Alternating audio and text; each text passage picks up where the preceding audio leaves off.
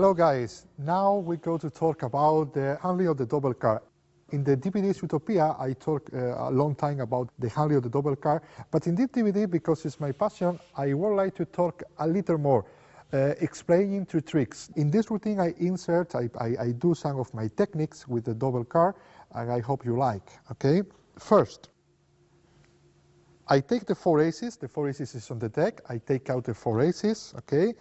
And the first thing is, I don't need to say how many cards I use. More, it's 4 aces and 12 cards. But 12 cards is too much information for the spectator, and it's not necessary to say how many cards you go to use. Okay, then I say, okay, we use four aces and some cards, and now I take 4, 4, and 4. Okay, it's not necessary to say how many cards we use, because this is information that the spectator don't need. Okay, then I put the aces on the card, and I say, and nothing more. Yes, I square the cards, and now I explain the first technique. This is the addition. Okay, this is classic technique. It's only my adaptation of this technique. The addition, the classic addition, is I take the break. Now we go to add 2 cards. Okay, take the break. Like here, you put the aces on top, you take all packet, you turn the deck, and you turn the aces, and then you have 2 cards and the 4 aces. This is the classic, okay? Now I explain my handling with this technique.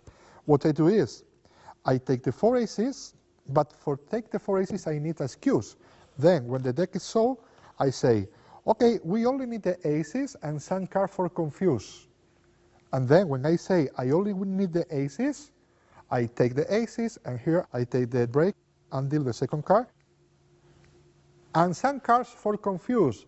When I hesitate, the for confuse is when I put the aces again on top of the deck, and of course with the 2 cards. Now, I take the aces for to show again. At the same time, I turned the packet. I say, we go, okay, with the aces. And now, when I say we go, I take all packets. I say, okay, we go with the aces, okay? In this moment, my eyes go up, and I put again. And now I count 3 cards, 1, 2, 3, very quick. Yeah, you can see 1, 2, 3, very quick. 1, 2, 3, okay? And I spread the aces. And now my index left finger, I put in this part, okay, in the front of the packet, yeah? And now, when I spread, these 2 cards, I move to the back, I move, and I square these 2 cards with the deck, with the packet, okay? It's in the same way that the packet. When I take all packet, okay, and I turn all packet, because these 2 cards is in the same way than the deck, automatically these 2 cards square with the deck, and because this finger is in this position, the other card go up, a little up. And immediately I spread again. And the spectator don't lost the 4 cards, always is looking for cards. But now these 2 cards is another card, it's no aces, okay? Then is 4 aces, ta ta ta ta, and some card for confuse, okay? We go with the aces. Now you count 3, okay, spread, you put your finger here, you square here, and now the aces immediately open, okay? Now this is it. Now, you put the aces on the table,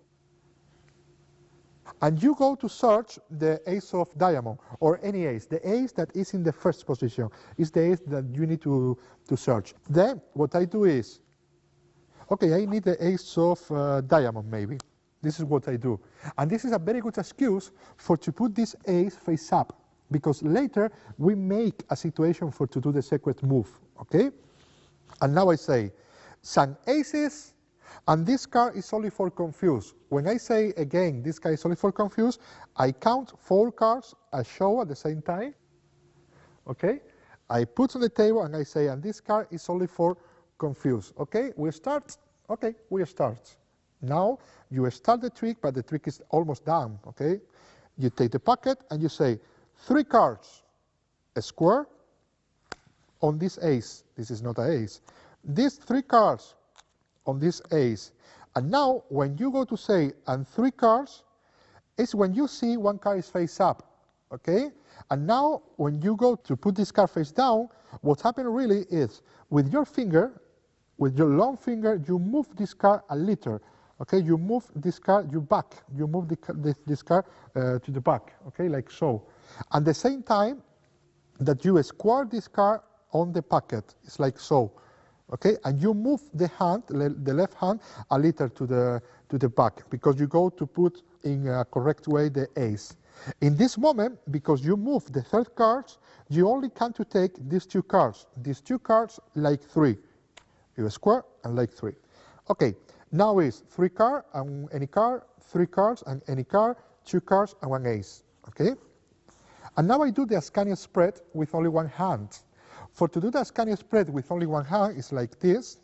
Okay? What I do is I count 2 cards.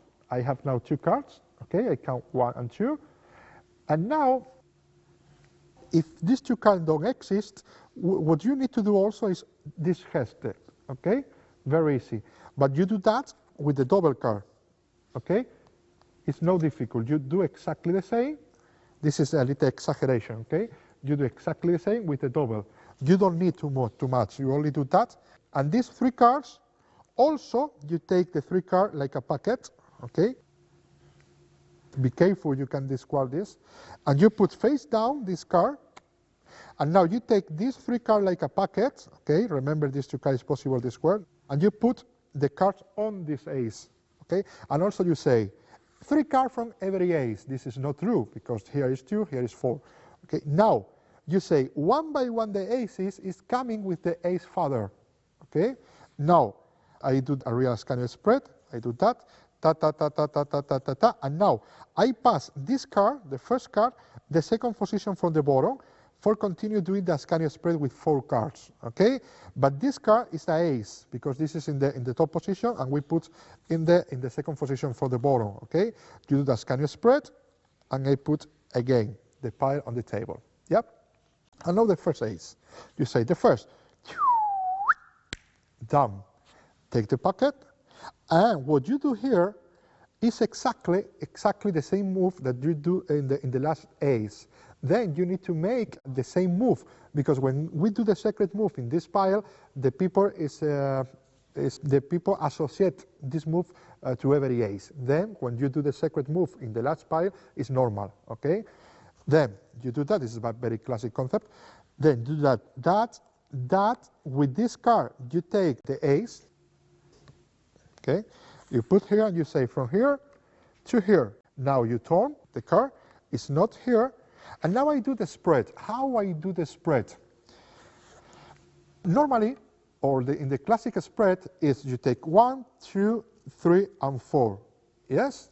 What I do is I count 2 cards from the bottom, okay, and I drop the other cards. I drop. I push a little and I drop. But what happens is the right hand take the aces and open at the same time. Then this is very natural, but I drop. If my hand is not here, I drop the card. Yeah, I drop. But my right hand take and open. And this is more natural, okay? It's more natural. It's not 1, 2, 3, and 4. It's like, okay, 1 ace is here. Okay? Did you show the ace? You put the 2 aces again in the top position, you turned, and now what you do is another Ascanius spread, but now the top card is not in the second position, it's in the third position from the bottom, okay, or from the top, it's in the middle. What I do is that, and this card in the third, and I close again. Immediately, I show 1, this is single, 2, this is single, double, okay, double is very easy, double, and single. You show again the aces, you square again, and now you say the second one, and you do exactly the same move. You shuffle a little, and now you say it's not, with this card you turn the other card, it's no, because, and again, you do the spread. You count 2 cards in the bottom, and you spread, okay? Now, this is the double card. And I need to call the attention to put the focus to this card, because this card appears later in this pile. Then, what I say here is, I take the double card, like so, I turn, okay, I have the break here, I turn, I take the double card, and I say, I don't like the Queen of Clubs, and I put the Queen of Clubs with the extra card in the table, okay? I do that. This is ta ta ta ta ta ta, ta ta ta ta ta, okay? It's ta ta ta ta ta, I take the double, at the same time I take the aces again, and I say, I don't like the queen of clubs. Do you like the queen of clubs? Do you like the queen of clubs? I don't like the queen of clubs. I prefer the aces. But it's important that people listen queen of clubs, queen of clubs, queen of clubs, because later appear there. I prefer the aces. And do you know what is the last ace? When I ask to this spectator, I take this double card, I turn this double card, okay, with only one hand, I do that, and when I go to put the card on top, I insert my ring finger and I keep the separation, like so. Now I have the separation here. Yes? You can see? You can see, yeah? This is very easy because the card is in the middle of this finger, yes? The card is in the middle of the finger. Then, when you go to put the card on top, your finger is first than the card, and it's very easy to maintain the separation. It's possible with the ring, it's possible with any finger. You can try what is the comfort for you, okay? In this moment, is when you say, you call the focus to the bottom card, you say, oh, this is clubs. And now I take the double card in this position, this is natural position. Oh, this is clubs. I add, and the same time that I add, I turn. Okay? Then I have the separation, like here. I show and I say, this is clubs. Okay? I just take and I turn now face up. I turn face down the packet. I cut, passing 2 cards from top to bottom. It's 2 cards. I count 2 cards from the top and I pass to the bottom position. And now I say 1, 2. I take the double card here. For to take the double card, I only need to do the break with 1 card. I take the double like the Stuart Gordon double. Okay, it's not exactly like a Stuart Gordon because the Stuart Gordon, the thumb, pass for the face of the first card. Yes, what I do is a little different, but it's almost the same. Is I turn the card with the finger in the top right corner, like so. In a slow motion, is like so. It's, okay. You can do also on the table, the double. It's very, very easy. A Stuart Gordon, you put your finger here, and now it's like so. Yeah? This is here, ta ta ta ta ta. And now with the double card, I take the single card, I put the single card on the 2 cards. With the double card, I put face down in my hands, like a double, like a 1, but it's a double. I take the double cards, and with the double card, with the ace in the back, remember, I take the packets on the table, and I add the ace at the same time that I put the packet in my hands. Instantaneously, I show the card again, and I say, from here to here. It's exactly the same move. Now, wow, you like the queen of clubs? You remember the situation, and I say, I don't like the queen of clubs. I prefer the 4 aces. And this is the finish, the routine. It's a lot of handlings of the double card that I hope you like. I hope you like, and I hope you do this classic and old version. Thank you very much.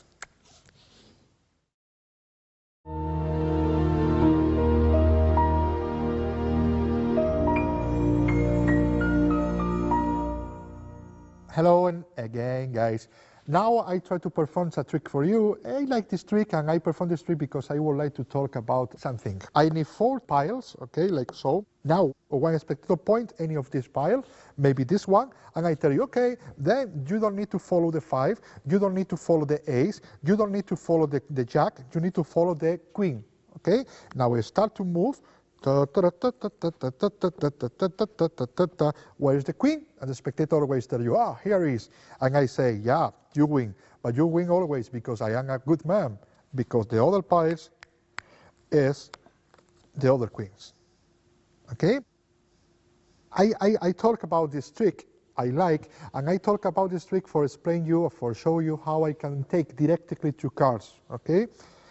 How you can practice that, how you can do that. For the trick, it's very easy. You only need to take 1 queen, 1 break, another queen, another break, another queen, another break. Like so, you have 3 breaks. Okay? Now, Your right hand is the cover, you cut 1, you cut 2. Now I transfer this break to my right hand and I say, I square a little and I say, okay, maybe 2 more. Now I cut for the break and I cut for the break. Now I take the double cards. This is one of the double, this is Jack. This is another card of the double, this is King, or maybe this, or maybe this, okay? But all is a double because it's a Queen, Queen, Queen, and Queen, okay? Now you understand the trick. But the thing is how you can take a double card. I have some system, some ways to take a double card. This is classic, this is no mine, of course, when I do that. This is double, 2 cards, okay? This is no mine, okay? This is the classic, okay? You only need to fill 2 cards and to show 2 cards. What I make is this show, I like, you put your finger in the middle, now you count 2 cards, you take 2 cards and you show, okay? It's 2 cards. Because this is like a real show, okay? You put your finger here, you count and you show, yes? But how you feel 2 cards? Practice. You only need practice. But the secret is, when you are in your room, when you are boring, you practice this technique, then the secret is you take a packet and you try to feel how many cards here. Maybe 4, maybe 3, maybe 4. You try to feel, okay? It's 4 cards, I think. 4 cards? Yeah, 4 cards. And you try to feel every time how many cards. Sometimes with a bigger pile, sometimes with a small pile, sometimes you try to feel, and later it's very, very easy to take 2 cards. It's very, very easy because you adapt your sensation. And you know how many cards you take. Here is 2, here is more than 2, maybe here is 4 or 5, it's 4 I think, it's 4 cards. When you take more, here is 5, I think, 5 cards. It's very easy to feel how many cards you have if you practice before. When you go to take 2 cards, it's very, very easy. If you can feel 6, 7, 4, when you take 2 cards, this is very, very, very, very easy, okay? Then you can handle in these 2 cards like 1, okay? Now it's very easy. This is 2 cards. Okay, I can take 6 of hearts, now it's 5, blah, blah, blah, blah. If I feel 3, like no, I do again, and now I take 2 cards, okay? This is only the system that I find to practice this technique. Only feel, cut, feel, cut, feel, cut, feel 100 times until you are 100% sure you can cut 2 cards, okay? And to do this show, it's exactly the same.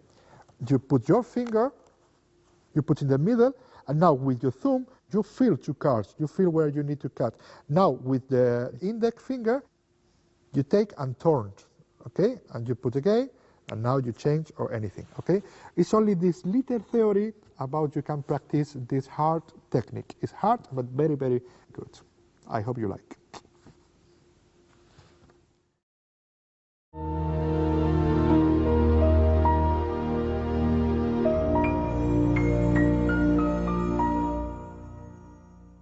Hello guys, now I go to talk about another of my fascinations, the triumph. For me the triumph is one of the best tricks you can do in your show. When I make my triumph, my open triumph that I put in the Utopia DVDs, I'm making this trick under the concept of Tamarit, and now I'm sharing with you. The triumph need to be a visual shuffles, because you know the magic happen in the brain, the magic don't happen in the hands. When I tell you, look, the deck is shuffled, deck is shuffled, deck is shuffled, one image is more important than 100 words, no? You know that. In this trick it's true. If I tell you I put this card face up and face down, face up and face down, face up and face down, face up and face down, face up and face down, later when the card is face down, this is an impact with you because the trick is inside your brain. You know before card is face down, you know the card is face up and face down. But this is a rational. You need to think about that. If you can to put a picture, this is better. If it's possible, I do that, and that, and now immediately I show the chaos. This is great. In this version, of course, I can't show the chaos, but because I know this concept, I can do something like this, for example. I can to have some card face down and face up. Maybe this is face down. I think it is like so, and like so, okay? And now, you say, look, I shuffle the card face up and face down, face up and face down, face up and face down, face up and face down. Okay? The card is like a face up and face down. And now, this is very, very strong. This is very, very strong. When I do that, snap, and all cards face down, this is much more better, I think, because the people don't only know the cards face up and face down, also the people feel the cards face down because the people can see, can look the shuffle. Okay, it's a picture. It's a picture. Then, under my concept, I think it's better if you can add some of the visual shuffle in every triumph. Okay. Only for that, the next block, I talk about some shuffle that I would like you use, if you like, to make a visual triumph in your triumph. Only if you like. Okay.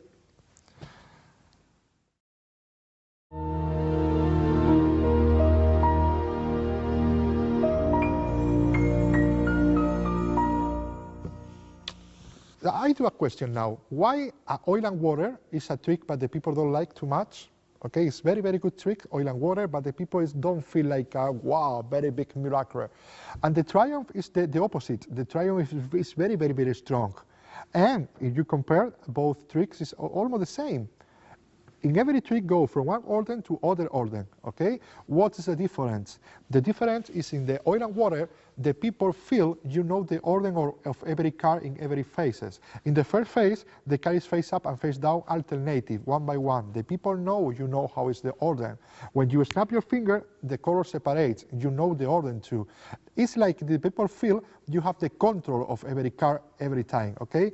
In the triumph, it's almost the same, because the triumph is no red and black, but it's face up and face down.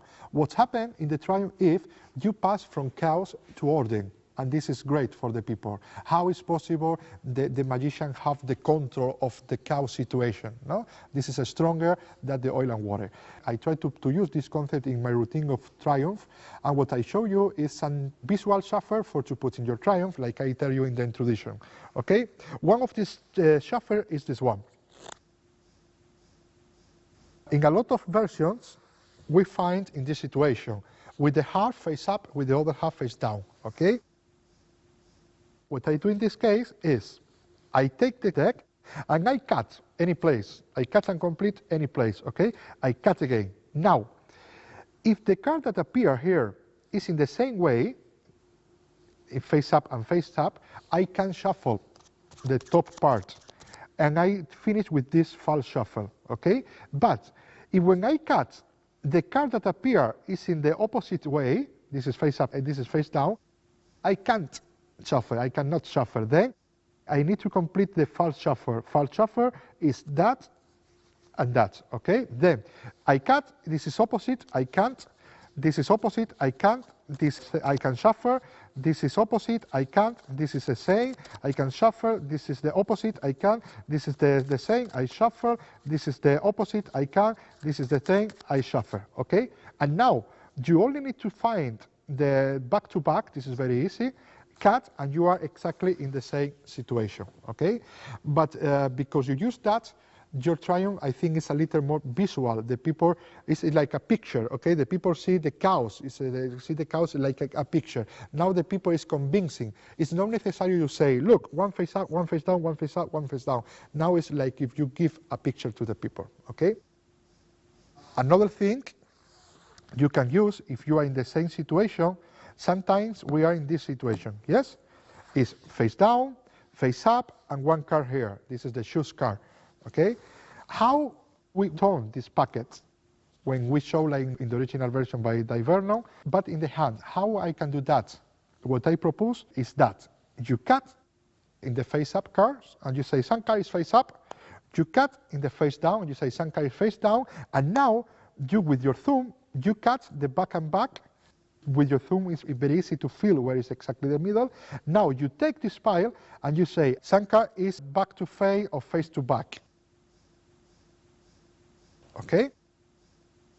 And now you turn it the top packet. Okay? In slow motion, this is what's happened. Is Sanka is face up, Sanka is face down. Now you take the middle. This card you move to the front. Now you move both piles, and now you turn this packet with the right hand. At the same time, you say and face up and face down. When you turn again, now this packet is face down. But for the people, it's exactly the same move. But it's not exactly the same move. Now you continue and you finish putting the card like so. And the people can see the cows every time, no? Every second. Now you square. And what happened now? This is the perception psychology. If I square and spread, because the people see one card face down, it's very easy to assimilate this is the card the people see because it's almost in the same position, okay? Then, when this is like so, what I do is I square, I turn, and now I spread, okay? And this is completely different. Now, one more thing about that. What is better? If the deck is face down and one card is face up, or if the deck is face up and one card is face down? Of course, I think it's better if the deck is face down and the card is face up. Why? Because this is two effects. This is only one effect. It's not two effects. It's no one effect is all cards face down and the other effect is my card is face up. No. The effect is all cards face down except my card is face up. This is the effect. It's only one effect. When you do that, when you say, when I snap my finger, all cards face up, but one card is face down. What? One card is face down. How all cards face up? This is bigger, this is stronger. I don't care, of course this is my card, but how now all cards face up? This is the milagre, and this is anticlimax. The people don't feel, it's not possible to feel the final because you stop when the people is feeling the magic. You stop and you say, no, no, no, but this is not the milagre. The milagre is, this card is your card. It's like, no, no, this is not the milagre. The milagre is all cards face up. Only for that, what Tamaris and Dave Vernon proposed is, all deck is face down, you start and you say, all card is face down, and now when the people assimilate the milagre, you continue doing a stop, except one in the middle is exactly the fourth diamond.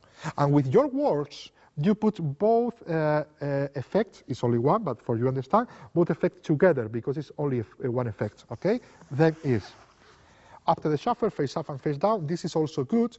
This is, I think, from Tamaris and Ascanio Heset. This is very good because it's a visual. You are making a visual, remember, okay?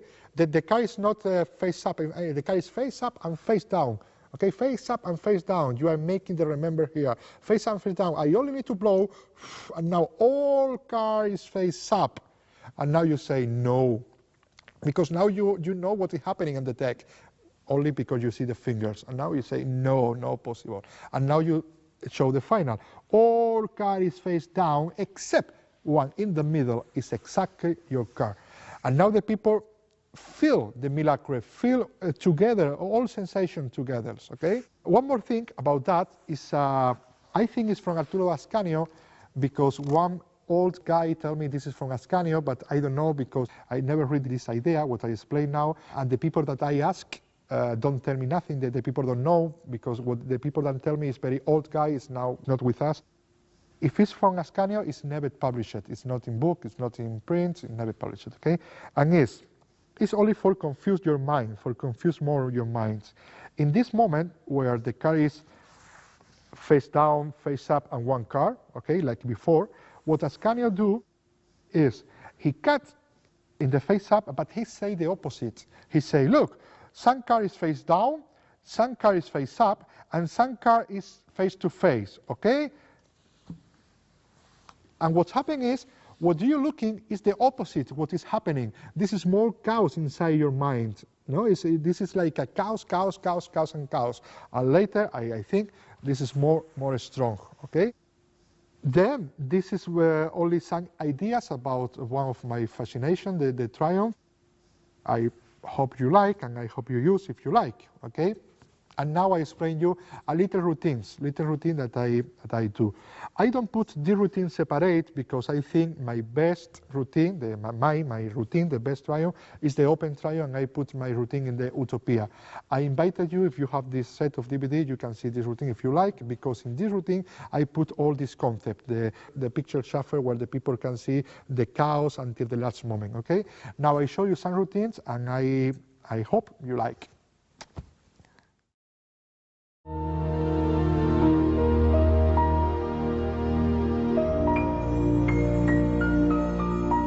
Hi guys, thank you Nevek for helping me again. In this section, I talk about how it's possible you can make a more visual triumph. It's possible if you make with a visual shuffles, like a picture shuffle I told you before, or it's possible, I think, you make this visual shuffle if the duration of the trick is very short, or also if the trick is in the hand of the spectator, because the spectator convincing himself, okay? Then I show you 3 tricks, where in the first trick, the trick happened in the spectator hands. The second trick is very, very short time. And the third trick, I put another picture shuffle, okay? These are 3 different routines, 3 different concepts how you can do more chaotic the triumph, okay? Then, the first is only for magicians. Is if you have a friend magician, you can do this trick for magician. You give the deck to magician, and you say, take the deck, the deck, you square, and you cut more or less the half, okay? And now you put this packet face up, okay? And now you do a shuffle like a pharaoh. It's not exactly a pharaoh, but like a pharaoh. Now you understand why it's for magicians, okay? Now don't finish, stop here. Now take the packet like so, great. And now show from both sides. It's face up and face down, face up and face down. Complete the shuffle, okay? Complete the shuffle, very good. And now give me some cards from the top, maybe 2 or 3 cards from the top, maybe one more, okay? One more, okay? From the top, okay, and from the bottom, you maybe, 2 or 3 cards, okay? It's okay for you? Yeah. Do you want more? One more? Okay. And now, the card is face up and face down, but if I do that, now the card is face down. It's okay, it's not okay, but you can do exactly the same. Put the deck on the table, snap, and now spread, and now you don't believe that all card is face down. This is a routine. Thank you, Neville. You don't know the routine, you don't know before. Okay, I show you the idea. It's only for magician. If you have some friends magician, I like because the magician think that it's a shuffle face up and face down because it's the spectator who shuffle. Only for that is very, very convincing, okay? Then, what I do is, I cut a little less than the half of the deck, okay? And I put 1 card on the bottom. Then is 1 card, a little less than the half, and the rest, okay? Now, when I tell you cut a little less than the half, of course, always you put some card face down, the red face up, and 1 card on the bottom, okay? How you show this card in the beginning is very important. What I do is I spread, and I spread also the last card like so, and I take the deck like so. And I say, okay, Nevek, I do a trick for you, okay? Can you take the deck? And this is like very natural, okay? This is convincing for you, very convincing. You don't feel that the deck is prepared or something special. Only how I hold, I take the deck, okay? Now, repeat. You cut less than the half, okay? You put some card on the top, face up, face down. Now, I tell you, put this packet face up, shuffle both packets like a pharaoh. It's not necessarily a pharaoh, it's only a style, pharaoh style, okay? And now what happened is, all cards face up except the bottom and the top. Only for that, I tell you, a square, stop here, take the deck like so, and now show from one side or another side. This is very convincing too. Now finish the shuffle, and only for that I tell you, give me some card from the top. When Nevek, in this case, give me the cards, what I am doing is I am putting the card face down, because the attention is in Nevek, not in me. Only for that I put all card face down. Now I tell you, Nevek, give me some card from the bottom, okay? I put all face down, and now I say, you don't believe me? I snap my finger, all cards face down. And he say, well, okay, it's a shit, but it's okay, it's okay. I say, no, no, no, but no with my cards, with the deck. And now he will say, no, no possible, because I shuffle, no possible. When he spread the deck and all cards face down, this is a real miracle, okay? And in this case, the spectator, the magician or the spectator, don't think the deck is no face up and face down, because it's the spectator who shuffled the deck. If the spectator shuffled the deck is face up and face down. This is another concept I think is very similar to the picture shuffle, okay? Another trick that I do this trick in some DVDs, but I explain only here like an example, is that. Look here, look here. Look, ta, ta, ta, ta, ta. I shuffle face up and face down, face up and face down. And now all card is face up. Wow, This is another trick that I do only for funny because it's not very strong, but it's funny. It's capture your interest in, no? The people go, what's happened here? And now I continue with another thing. In this case, because the duration is very little, I think it's very convincing. I think what you need to do is very easy. You start prepare with the half face up and one card like a cover, okay? Now you take the break in the left side, okay? Because what I do is I take the break with my thumb, like so. Yeah, you can see? With thumb. Now, I cut a little packet, I cut a little packet, I cut a little packet, and now I cut all packet on the break. In this moment, I do a change packet. All this packet that is face-up card, I give with my left hand at the same time, and I take the other packet. And now I drop this packet face-up, okay? And I say face-up and face-down, okay? This is like so. This is like so, face-up. You put here, and now it's ta, ta, ta, ta, okay? Now you shuffle, but when you shuffle, one of these cards, the top card, go to the top position because the top card is the cover of this card because only this card is face down. Yeah? Then you do that. Only this card. Of course, the other card is face up. Now you square, square, square, square, snap your finger, and now all card is face up. Okay? Of course, you don't spread the last card because in the last card is one card face down. Okay? And the third concept is what I explained you in the introduction, is the picture shuffle. No? For that, I use a routine. It's a routine, it's no mind. Okay? This is the deck. I cut more or less the half of the deck, like so. Yes? Now it's like a face-to-face. Yeah? No, I cut again. If I cut, every cut is more cows. Every cut is more cow. Also, what I can do is shuffle like so. It's face up and face down. Yeah? Face up and face down. But this is a very long time. It's better if I shuffle like so. It's okay? Can you see? Can you square if you want? Yeah? A square and cut. It's completely face up and face down shuffle. You can see it's face up and face down shuffle. Yes? I can cut, face up, face down, face down, face up, face down, face up. Yes? Now, I try to find a poker hand. What is the best poker hand for you? The four aces. King? Aces. Yeah. Okay, aces. I like the king, but if you like the aces, 4 aces. Look, don't close your eyes. You can see there, don't close your eyes. In only 1 second, first ace, exactly in this position. Second ace, exactly now in this position. Third ace, exactly in this position, and without look. Aha! I know it's a 3. I know it's a 3. You know why? Because it's 3 aces, or it's not the first, it's not the second, it's the third. Aha! But I lied you. You know why? Because the deck now is all face down. Wow! This is very beautiful routine. You can find the routine. The name of this routine is in Mount from New York. You can find that in Tahoe file from Terry Laguerre. Okay. What I do with the routine is a very good routine. I only put my picture shuffle, open shuffle. And this is what's happening. You have the 4 aces, you have a 3, number 3, in the top, and this packet is in the top of the deck. The deck is face up, and now you spread, and you cut the half, you put all these cards face down, you take the deck, you turn. When you turn, now here is the aces and the 3, and you count 5 cards. It's 3, 2, and 5, and you cut exactly for the 5 cards, okay? And all this packet you put on top, you take everything, and you cut with your thumb exactly in the middle, because in the middle is back with back, okay? Now, the top packet you take in your right hand without turn, and the left packet, the bottom packet, in the left hand, and you turn. Okay? And now you start to shuffle one by one, but remember, all is face up except the aces and the 3. Okay? Now you start to shuffle one by one, and you start with your left hand. It's 1, 1, 1, 1, 1, 1, 1, 1. When you do the 4th card, this is the cover now, you say, it's better if I shuffle the deck.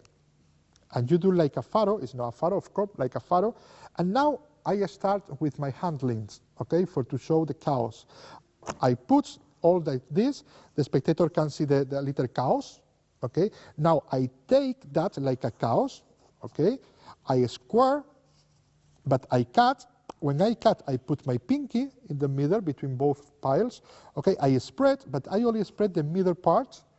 Okay, this is because this is face up and this is face up. This is the aces and the 3, the face down. Okay, only for that I only spread the middle part. I can show only one time because if the spectator can see one ace, I don't care because the spectator don't know what happened now. Only for that, if the spectator see an ace, I don't care. Then I show like so. I complete the cut. Okay, I complete the cut. Then the 4 aces is face down the top, and I spread again. Here I spread again, only the top part. And when I spread the bottom part, I spread a little the top part to the right. And this is like a more chaotic, okay? I do that, I do that, I do that, I do that. This is more chaotic. And now I can separate. If I separate, it's like a more chaotic because you can see face up and face down in one hand, face up and face down in another hand. It's like a different group with different face up and face down cards, okay? Now, you put again on the table, and now is when you ask, what is the best poker hand? I like the kings. What? Aces. No, the kings. You like the aces? Okay, with aces. And this is a very good force because the question is another question. The question is not what poker hand you like, it's what is the best poker hand. But I changed the question immediately. I say, what is the best poker hand? I like the kings. You like? You like aces? Okay, no, a king with aces. Okay. The aces is prepared. Now, I only need to do the slip cut. I put my thumb here. I take the half packet, top packet, and I move. This is a slip cut. Okay, one ace, exactly the same. Second ace, exactly the same. Third ace. And now I do the double cut, double undercut. Then the 3 is in the bottom position. I take the break on the 3. I take the deck, and now I pass the top packet to the bottom position. And now with the double undercut, I pass the 3 to the top position. This is why I am now looking. Because if I looking, it's like an error, it's like a mistake. I don't like this emotion, like a mistake, because it's a bad sensation for the spectator. I don't like. What I do is, I say, here is, I know it's a 3. And now it's like, ha, ha, ha, ha, wow, he knows it's a 3. It's not like a mistake. And now I say, you know why it's a 3? Because it's 3 aces, or maybe because it's not the first, and it's not the second, it's the third. And now it's all is around, all is the circle, they close the circle. Now it's like a wow. And now I tell you, but I lied you from the beginning, because the deck is all card face down. And this is the routine. I hope you like this section, because really this is one of my fascination, the triumphs. Thank you very much.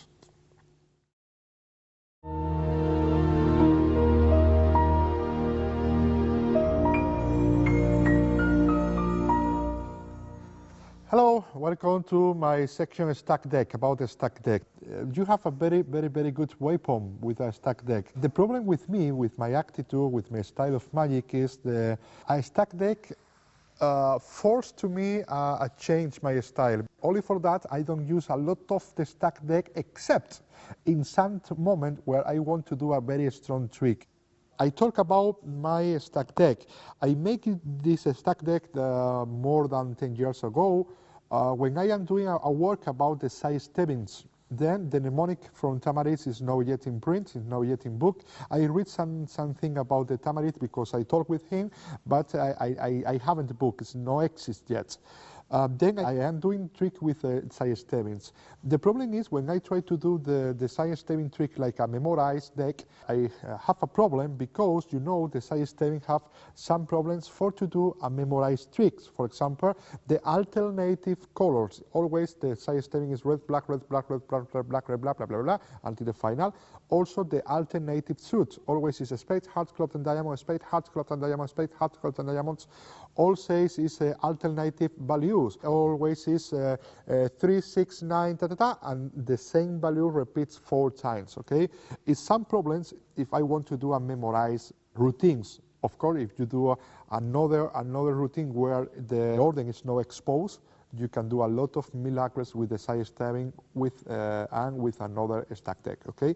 I introduced today my stack deck. My stack deck is a study from the size tabbing, because what I pretend is to take from the side stemming this part where I can do a routine with the memorized.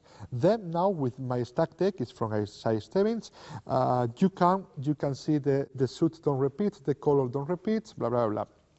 Then, if you want to prepare, we have two ways.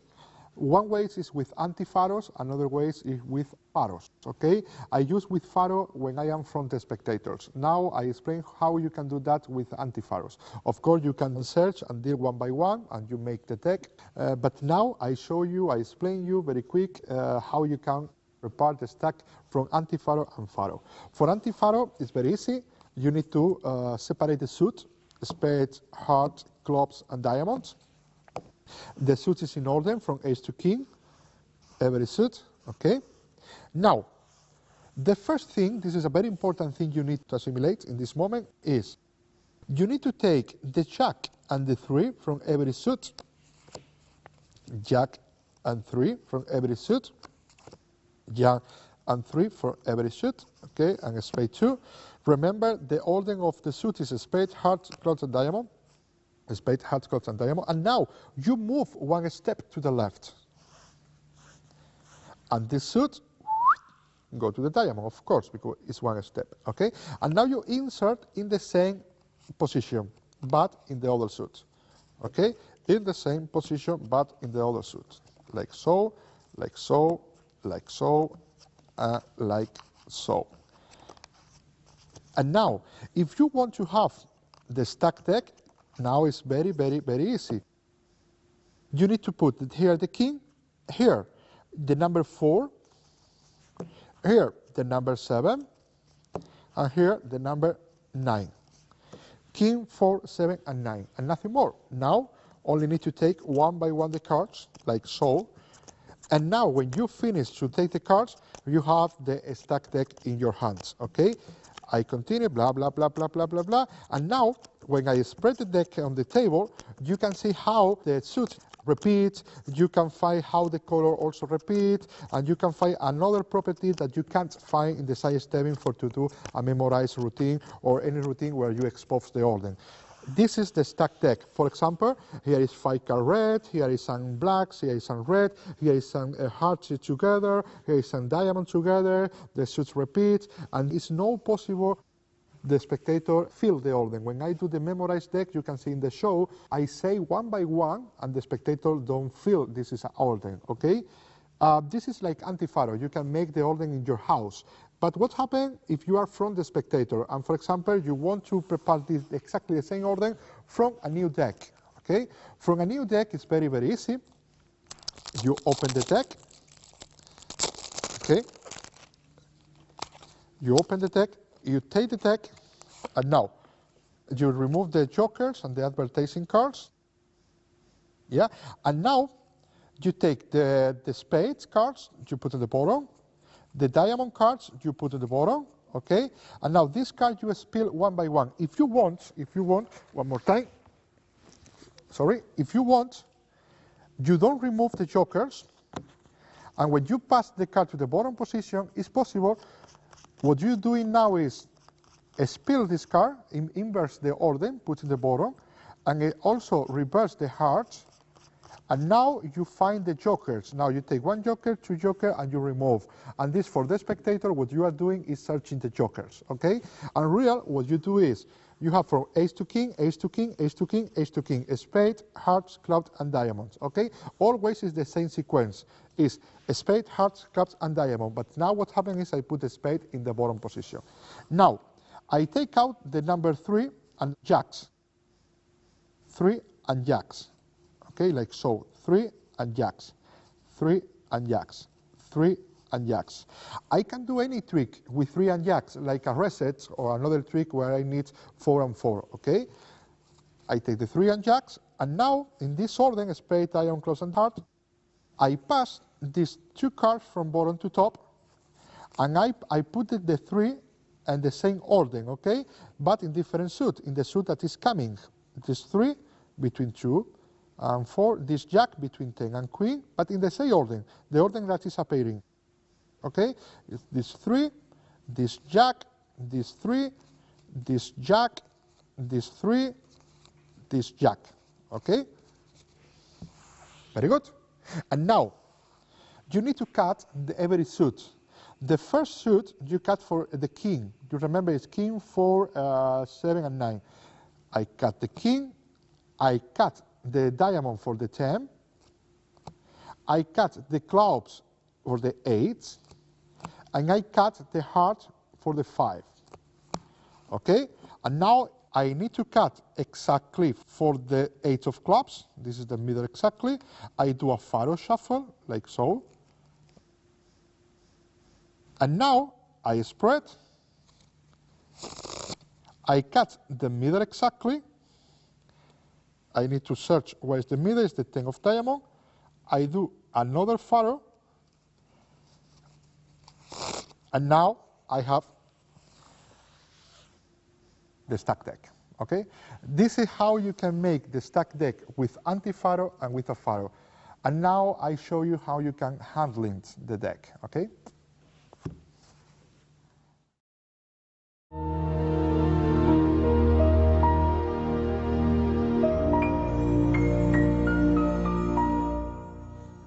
Now we go talk about the properties of the stack deck, knowing this stack deck. Because this stack deck is coming from the side stemming, you can use a lot of system, a lot of calc from side stemming to use this deck. Only a little change. You need a simulation what happened with the number 3 and jacks. You remember when we make the deck, the 3 and jacks move one step. Then you need to assimilate the 3 and jacks is a difference. It's exactly the same, but a little different in the suit. Later you understand. Then, for example, if I pretend to know what is the order, what I do is I use this sequence. You can see it's the S, H, C, and D. Under every late, you can see a value, a number. S is with the number 4, because it's the bigger, okay? H is the number 3. Z is the number 2, and D is the number 3. Every value is associated to every letter, okay? When one spectator tells me clubs, immediately it's 2 in my head. When a spectator tells me diamonds, immediately it's 3 in my head, okay? Now, if I know that, I know the order. I only need to know that to know the order, nothing more, okay? For example, I cut and complete for any place, and I see the bottom card. Bottom card is the 2 of heart, because his heart is immediately in my head the number 3. The red suits, like a heart and diamond, always is 3, okay? Then, if this card is heart, immediately is number 3 in my head, number 3. Then, now it's very, very easy, is 3 plus 2 is 5. And in the sequence, after heart is clubs, yes? If 5 of clubs. Very easy. Clubs is number 2. Yes? Clubs is number 2. Puff. Then is 2 plus 5 is 7. After clubs is diamonds, 7 of diamonds. Yeah? Diamond is number 3. 3 plus 7 is 10. After diamond, spades, 10 of spades. 10 of spades, ace of heart, 4 of clubs, 6 of diamond, 9 of spades, blah, blah, blah, blah, blah, blah. Okay? Very, very easy. The problem is, what happens if it's a 3 or a jack? In this case, because it's maybe a little confused in the beginning, what I propose to you is you don't do that with the 3 and jack. You assimilate that, and later you work with the 3 and jack. Because when you have a 3 or jack, for example, here is a 7 of spades, a spade is 4, okay? It's 4 plus 7 is jack, it's 11. Then, it's the 11 of heart. Okay, if we know the card is the jack of hearts. But because it's a jack or a 3, always the suit is one more. Then it's very easy, it's jack of clubs. And this is very easy to know because always the jack or 3 is the opposite suit, is the other black. Only for that is very easy to know. If this is 7 of spades, the other is a jack of clubs, is the opposite. But you don't work with the 3 of jacks. You assimilate the card, you do that, you practice that, and when you know that, then you work with the jack and the 3, because it's very easy. It's very, very easy because always the jack or the 3 is the opposite suit, the same color. Then it's very, very easy. Now I can cut, I can tell you the 3 of hearts, the 7 of hearts, the 10 of clubs is the queen of diamond, now it's the 2 of spades, 8 of hearts, 9 of clubs is the jack of spades, ace of spades, 5 of hearts, now it's the 8 of clubs, now it's the 10 of diamond, it's the king of spades, 4 of hearts, 7 of clubs, okay? Also, this is in the beginning, because when you do some trick with the deck, when you listen the deck, sometimes you memorize the deck. You don't need to do that later, okay? Now, another thing is, with this, you can do anything. This is very hard. Which is, wow, what is that? But this is nothing. Only X and Y is anything you want. For example, if I want to search a card, one spectator tell me any card, like a 5 of spades. I only need to see what is the bottom card. Always I need to work with the same suits. A spectator tell me 5 of spades, I need to search the next spades. Okay? If this is clubs, this is very easy because the sequence is spade, hearts, clubs, and diamond. Then I know the closest spade is this one. Of course, I can do that, and now I can search the next spades. Okay? It's only one of the next 4 cards. Yep. Now, if I know the deck, it's not necessary to search. When I know the bottom card, I know where is the next spade. And now, if I know where is the 5 of spades, it's very, very easy. In this case, X is the bottom card. Y is the spectator card. Okay. In this case, is the spectator card, the 5 of spades is 8 minus 5 is 3 by 4, 12. 1, 2, 3, 4, 5, 6, 7, 8, 9, 10, 11, and 12. Okay. Now you can know what is the exactly position of every card. Okay. Also, this is another sequence. Okay. If you study the sequence, except the 3 and the jack, always is in adjacent values. Here's the 8, 9, 10, jack, queen, king, ace, 2, 3, 4, 5, 6, and 7. Okay, always. The 3 and the jack is what do this. This deck is not very easy to know the order for the spectator because the 3 and jacks is the card that doing the color repeat, the suits repeat, blah, blah, blah, blah, blah, blah. Okay? Now, because the card is in ascendating, if any spectator tells you any card, I cut and complete, I cut and complete, I cut and complete, and the spectator tell you, for example, I don't know, it's king of a spade. Okay. I know where is the closest spade. The closest spade is the 4. Okay. I see the bottom card, 4 of a spade. In my imagination, I have the deck. If here is the 4, it's 5, 6, 7, 8, 9, jack, queen, king. The king is more or less here. More or less here. Okay. And the king is very, very, very close. This is another searching, how you can search the card in your hands. For example, if the spectator tells you 7 of hearts, I cut, I don't know where is the cards. I look the bottom card like this is the 5, then I know 4 more is a 6, 4 more is a 7, more or less here. Yeah, 7 of hearts, exactly 7 of hearts. This is like a mnemonic system because it's not calculating. You only need to feel. It's not also a mnemonic. You need to feel. This is the 7 and I need the king. It's more or less in the middle. You only need to feel. Okay. This is another way to search card in one moment. Okay. Another thing, for example, is how many cards the spectator cuts using the same calc, x minus y by 4, exactly the same. I put 1 ace on the top position. Now the spectator cuts a packet, okay? Maybe like so, you can understand better. Okay, and now 6, I work with the same suits. Okay, remember, in this case is X is the cut card, okay? Y is the bottom card, okay, by 4. And now I know how many cards the spectator cuts because it's 6 minus 1 is 5, okay, by 4 is 20.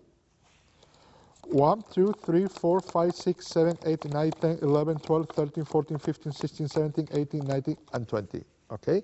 If this 6 is here, because we know the deck, when the spectator cuts, we know after the 2 of spades is the 6 of hearts. Then we can do exactly the same. Here is 20 cards plus this one, okay? This is how you can use that for to know how many cards cuts the spectator, or for to know exactly in what position is any card. Okay. Another property is this one. Always the color sequence is odd.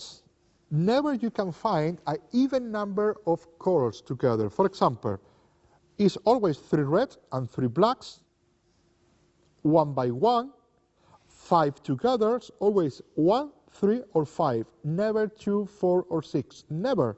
What happened? You can say to one spectator, take any card, put the card under the table, cuts and complete. Now take the top or bottom card, or any card in the deck, I don't care. You put here any card, cuts and complete, cut and complete, cut and complete. Now, what's happening in this deck, I don't know what is this card. In this deck, one sequence is an even sequence of colors. Okay?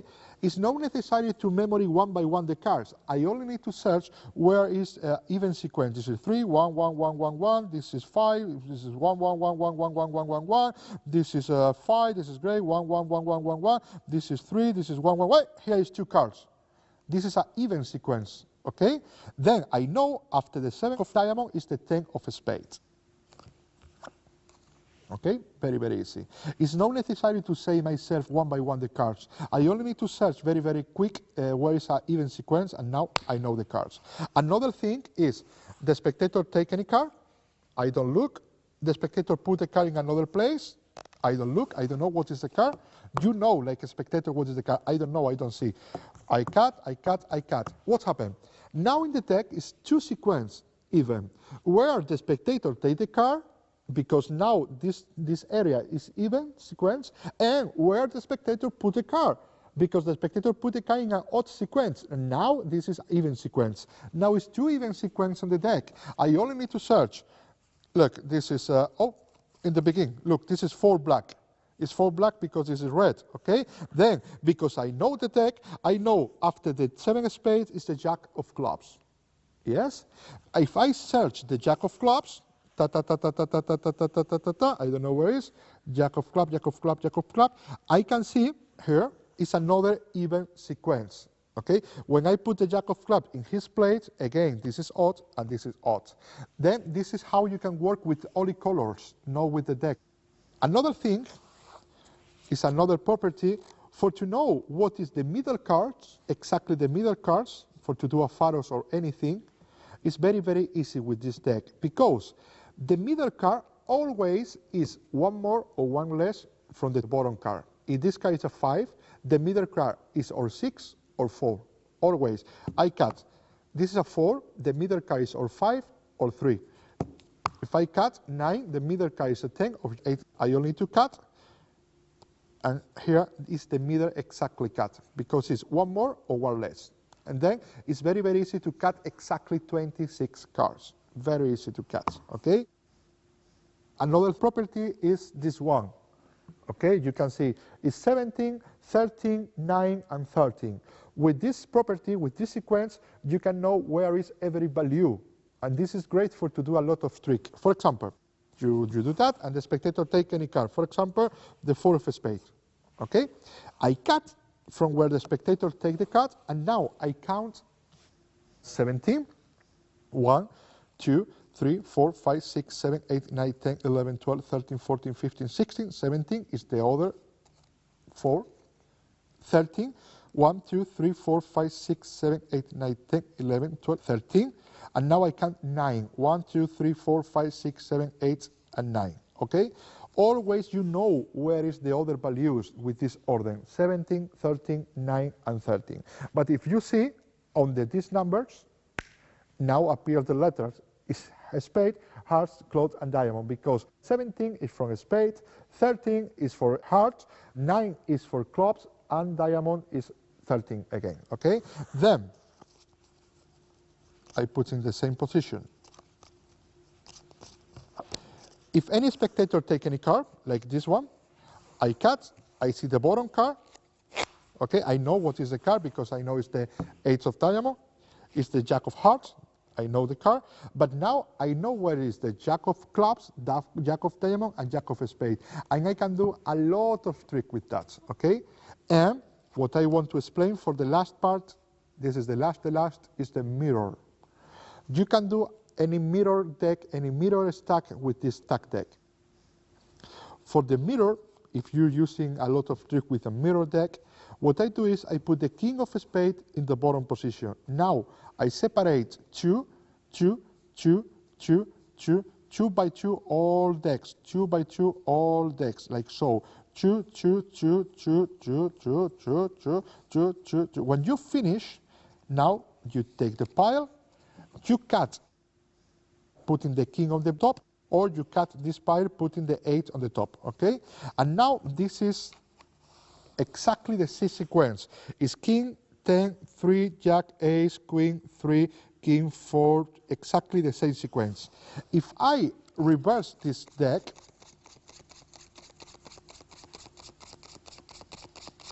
and now I do a faro, okay? Like so, now you know I have a mirror. I do a faro, okay? And now I have a mirror. This is 6, this is 7, this is 5, this is 4, this is 1, 8, 4, 5, king, 9, ta, ta, ta, ta, ta, ta. From here, 9, jack, queen, queen, exactly a mirror. And this is how you can handle this deck to pass from my stack deck to a mirror deck. And you know, with a mirror deck, you can do a lot of tricks. This is my stack deck, and I hope you like.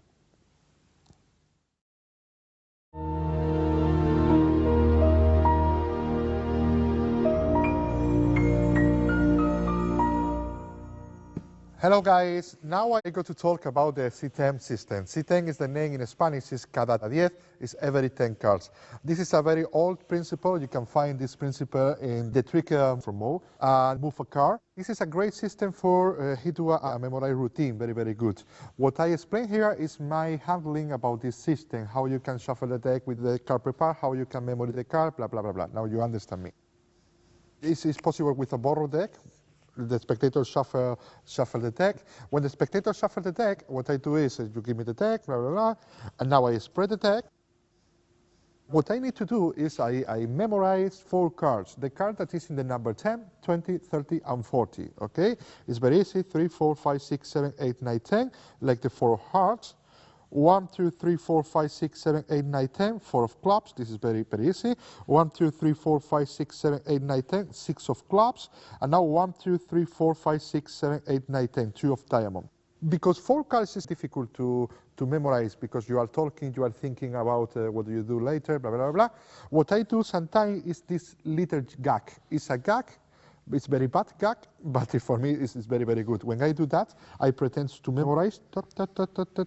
Maybe if this card is very complicated, I search close easier card, okay, like a 7, after the 6 a 7, and I change the 2 with the 7. And now I change some card here, and I pretend to memorize again, The spectator was thinking in this moment is, wow, he's memorized a real deck. It's a real memorized deck, but it's not a real. It's memorized only 4 cards, but I change, I put the 7 in the 10 cards from the 6, because the 7, for me now, is easier to memorize, okay? Sometimes also it's better if you say and you listen yourself, because if you listen yourself, it's very easy to memorize. Because, for example, if I need to memorize 4, 4, 6, and 7, without to say these numbers, it's a very little difficult. But if when the card is like so, you say, it's very difficult to memorize the cards because it's a lot of cards here. It's a 4 of hearts, 4 of clubs, 6 of clubs, 7 of clubs, this 6, this 7. Because you listen yourself, now it's very easy to remember these 4 cards. It's not very, very easy, but it's easier, okay? Now, I know the card number 10, 20, 30, and 40, okay? Now, when I take the deck, I ask a number for the spectator. Tell me any number between 1 and 52. 32? 32 is 32. I know the card closer to 32 is 6 of clubs because it's in the number 30. Yes? I only need to pass 2 cards from bottom to top. And now automatically the 6 of clubs is in the number 32 because it's 30 plus 2 cards.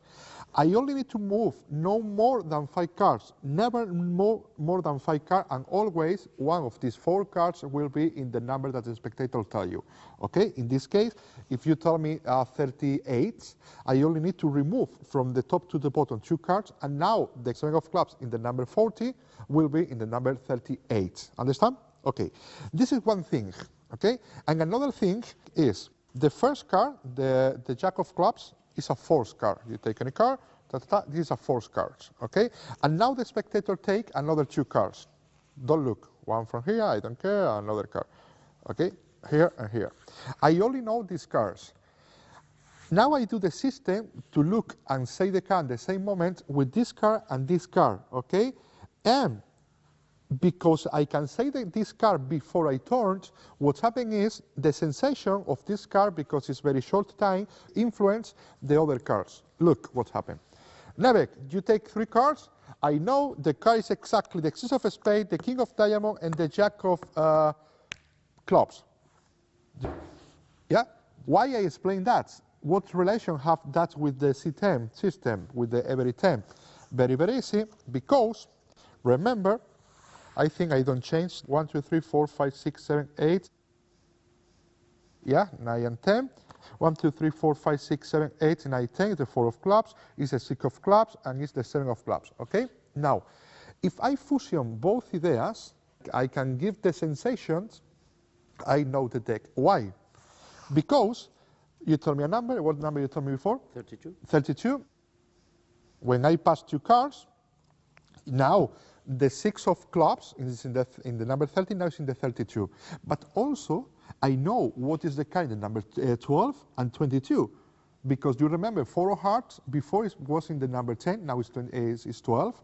And the 4 of clubs, before was in the number 20, now it's in the 22. Because every card now is 2 cards more.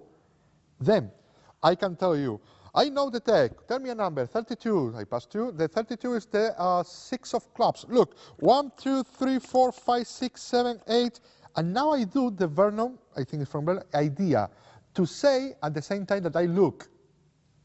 And the 12 cards, because I know the 12 card, I do the 12 card influence the other cards. Look. 1, 2, 3, 4, 5, 6, 7, 8 is the 2 of clubs. Now is the king of spades. This guy I don't remember. Yeah, it's the 5 of diamond, and this guy is the 4 of heart. I think it's the 4 of hearts. Yes, because I know this card. I say this card before I show the card. This card influences the other cards. But also, I know what is the kind. The number 22 is the other 4 of clubs. Okay, and now I can continue. 13, 14, 15, 16, 17, 18, 19 is the ace of hearts. Now is the 20, now is 21 is the ace of clubs, and 22 is the 4 of clubs, I think. Yeah. The sensation of the spectator is you say a lot of cards, but see, I only say 2 cards. But I say another cards at the same time, and I look. And I can do exactly the same system with the 32. With the 6 of clubs, and I continue them. 23, 24, 25, 26, 27, 28 is the 8 of hearts, 29, 30 is the 9 of spades, 31 is the 7 of diamond, and 32 is exactly the 6 of clubs. And this is great, because you only know 4 cards, but what the spectator feel is you say a lot of cards, okay? This is both ideas together to give the sensation that you know the cards, you memory the cards. Okay. This is the system. You know every 10 card. Now, how you can handle it, the deck, when, for example, you know the card every 10 cards. The first thing is, it's possible you have a key cards. Then it's not necessary to think. It's not necessary to memory. For example, I have the 10s, okay? In the examples, always I use the 10s. The 10s is every 10 cards. It's a spade, hearts, clubs, and diamonds. Okay? And I put a 10 every 10 cards. To put a 10 every 10 cards, it's very easy. You put a 10 on the bottom, and now you count. 1, 2, 3, 4, 5, 6, 7, 8, 9, 1, 10. 1, 2, 3, 4, 5, 6, 7, 8, 9, 1, 10. 1, 2, 3, 4, 5, 6, 7, 8, 9, 1, 10. 1, 2, 3, 4, 5, 6, 7, 8, 9, 1, 10. Okay? Now, it's very easy to do a lot of trick with the C10 system because now you know it's not necessary to memory, to remember. Now you know what is the kind of 10, 20, 30, and 40. The thing is how I can handle this deck. How is possible I shuffle the deck, for example, keeping the 10s every 10 cards.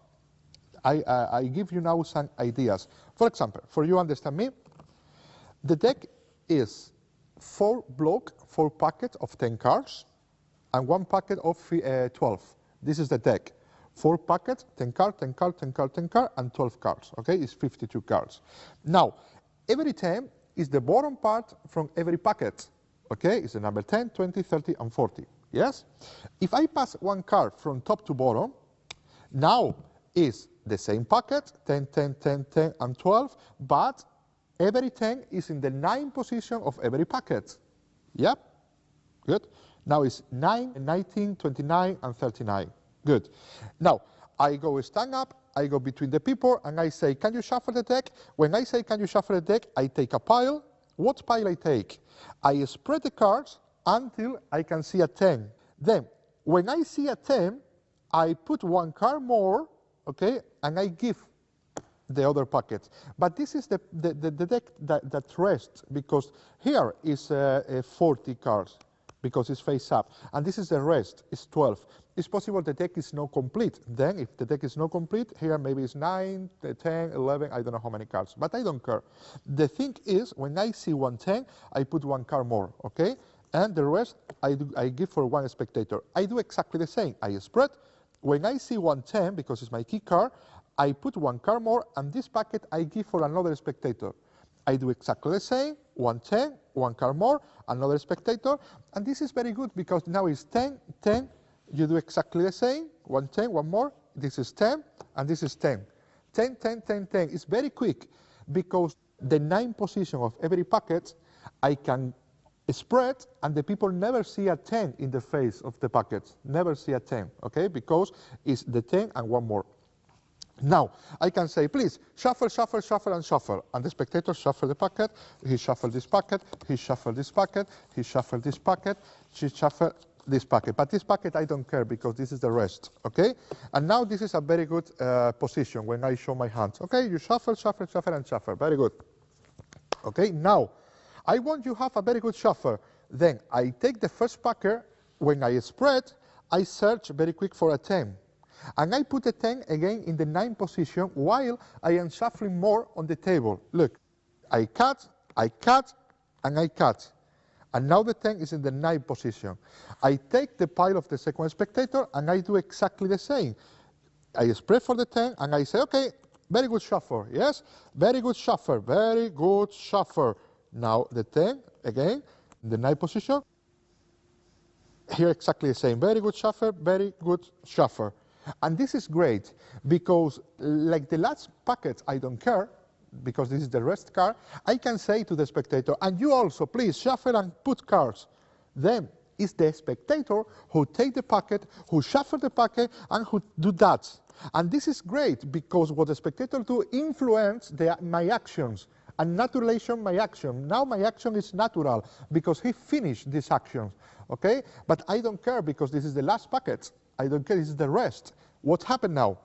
When I take the deck, in the moment that I pass 1 card from bottom to top, again, 10 of spades in the number 10, 10 of hearts is number 20, 10 of clubs is number 13, 10 of diamond is number 40. Okay? It's exactly like the beginning. And the deck is completely shuffled between the spectator. What happens if it's a borrowed deck? Because you remember I put every 10 cards, okay? But what happens is a borrowed deck. It's possible you ask for a deck. When the spectator lends you the deck, the borrowed deck, it's possible you prepare also the C10.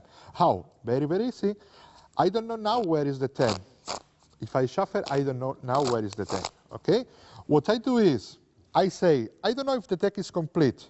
When I say if the deck is complete, I only need to call of the decks the 4 10s, okay, like so.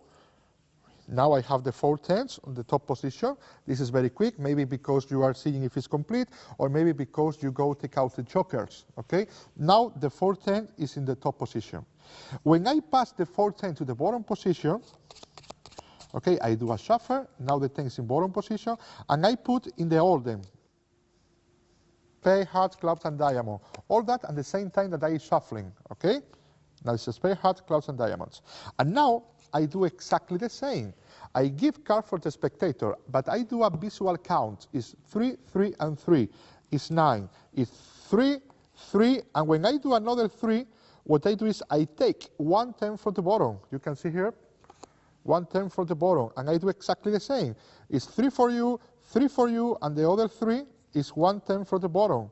Okay, it's like a bottom deal, but not exactly like a bottom deal because this is very chaotic. Okay, it's 3, 3, 3, and now you can spread the deck. This is very chaotic, okay? Now, every packet have a 10, or maybe you can do also, I don't know, maybe 4 with the card. You can make your visual count. Always, if it's 9 card, I use 3, 3, 3, but you can search 5 and 3, or 5, I don't know. You can find your visual counts, okay? And this is the rest.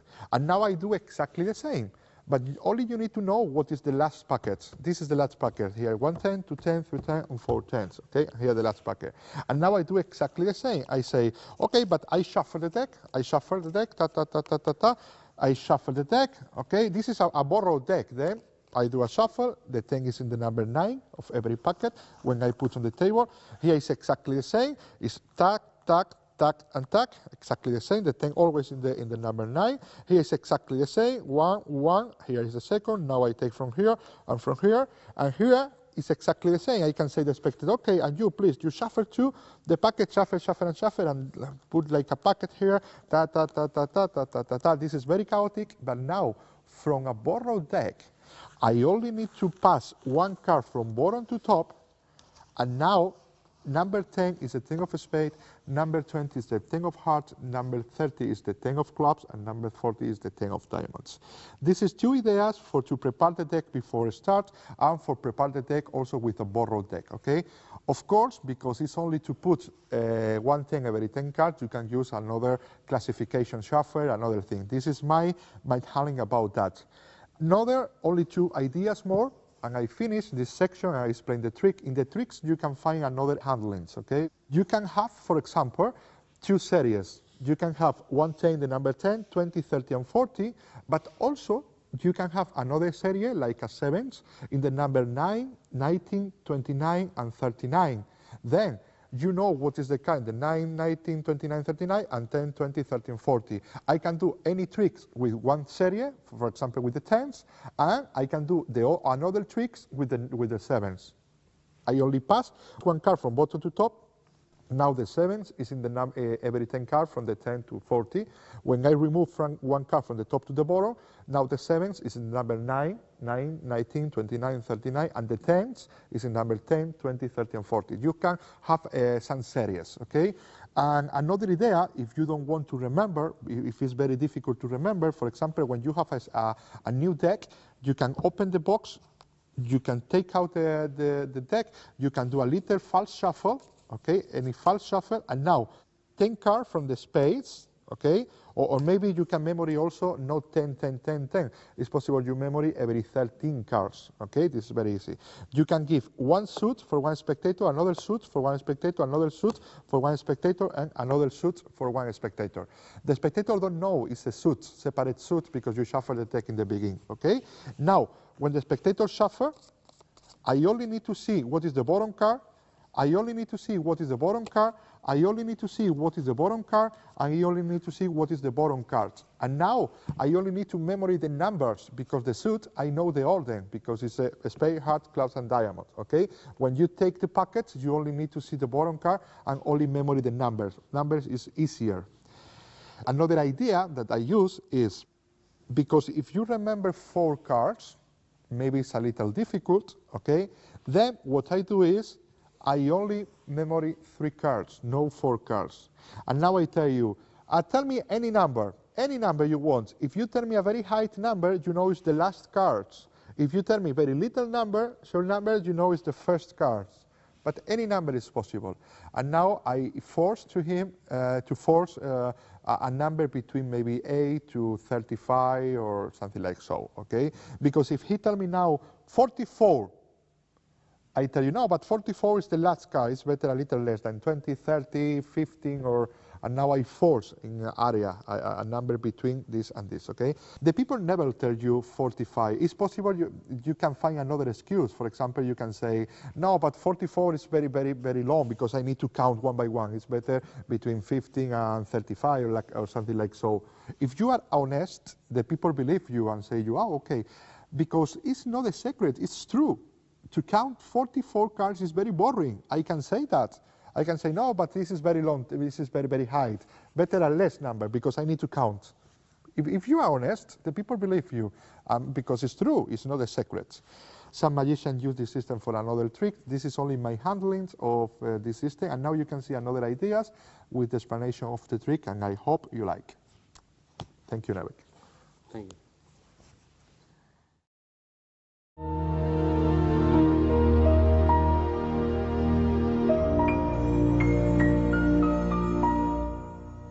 Hello guys, thank you guys for helping me for this trick. Now I try to do a trick, it's one of my fascination. The trick is any card, any number. What is any card, any number? This is very easy. Nevek, I can show you a card like so, but this is not completely freedom, okay? I want you think, the number, you thinking any number between 1 and 52. You can tell me any number? Because the deck is 52 cards. What number you want? 23. In the any card, any number, what real happen is one spectator thinking any card, any number. You know the deck is 4 suits. It's a spade, it's a club, diamond, and heart. Okay, it's a spade, club, diamond, heart. Yes. In any card, any number, one spectator think a value, another spectator think any suit, another spectator think any position, and everything coincidence. Okay, Paco? Okay. But only one condition. The condition is I can't touch the deck, because if I touch the deck, I can do something. We do the trick? We do? Yeah. Okay, we do. Okay, I don't touch. I spread. You are thinking a number in your heart. Tell me the number, value. 10. 10, you say a suit. When I do your spade, heart, clubs, and diamond, you say heart. 10 of heart. What position? 23. 23, 2, 3 is 10 of heart. 1, 2, 3, 4, 5, 6, 7, 8, 9, 10, 11, 12, 13, 14, 15, 16, 17, 18, 19, 20, 21, 22, 23. Without touch the deck until the last moment, 10 of heart, I hope, 23. Yeah, 23.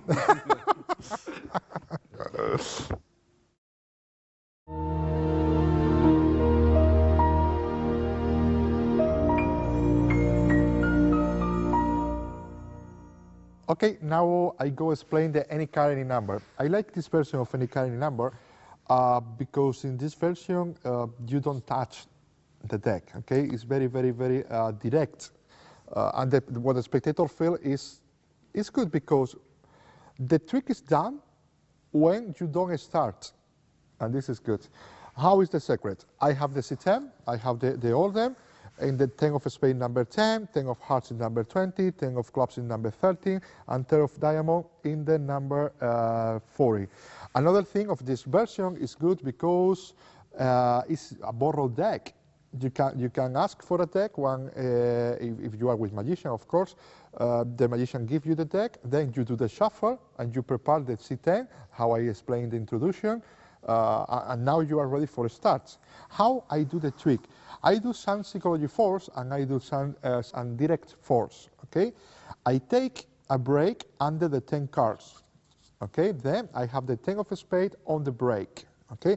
And now I have some spectator with me. This is very important, some spectator with me. It's not a trick for only one spectator, okay?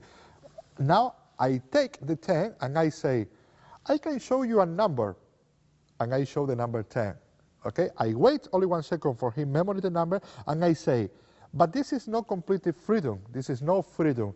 It's better if another spectator tell me any position. Look what's happened now. This is good. I am talking about the number, the value, because I show a 10, but I change, and now I do a reference to the positions. Okay, I am playing with numbers, but different numbers, because for you it's a value, for him it's a position. And because finally it's a position, this is a little confused for the spectator, because if I show a value, it's not possible I show the 25 value. I don't know if you understand me, okay? Then I say, I can show you a number, but this is not freedom. When I say this is no freedom, what I do in this case is I am saying what you are thinking. If I say what you are thinking, you remove this idea from your head. Because if I say, you can see any number, okay, but you tell me any position. This is very important, what is happening here. What I do is, I say, I can show you a number, but this is not freedom. This is not freedom, is what you are thinking now.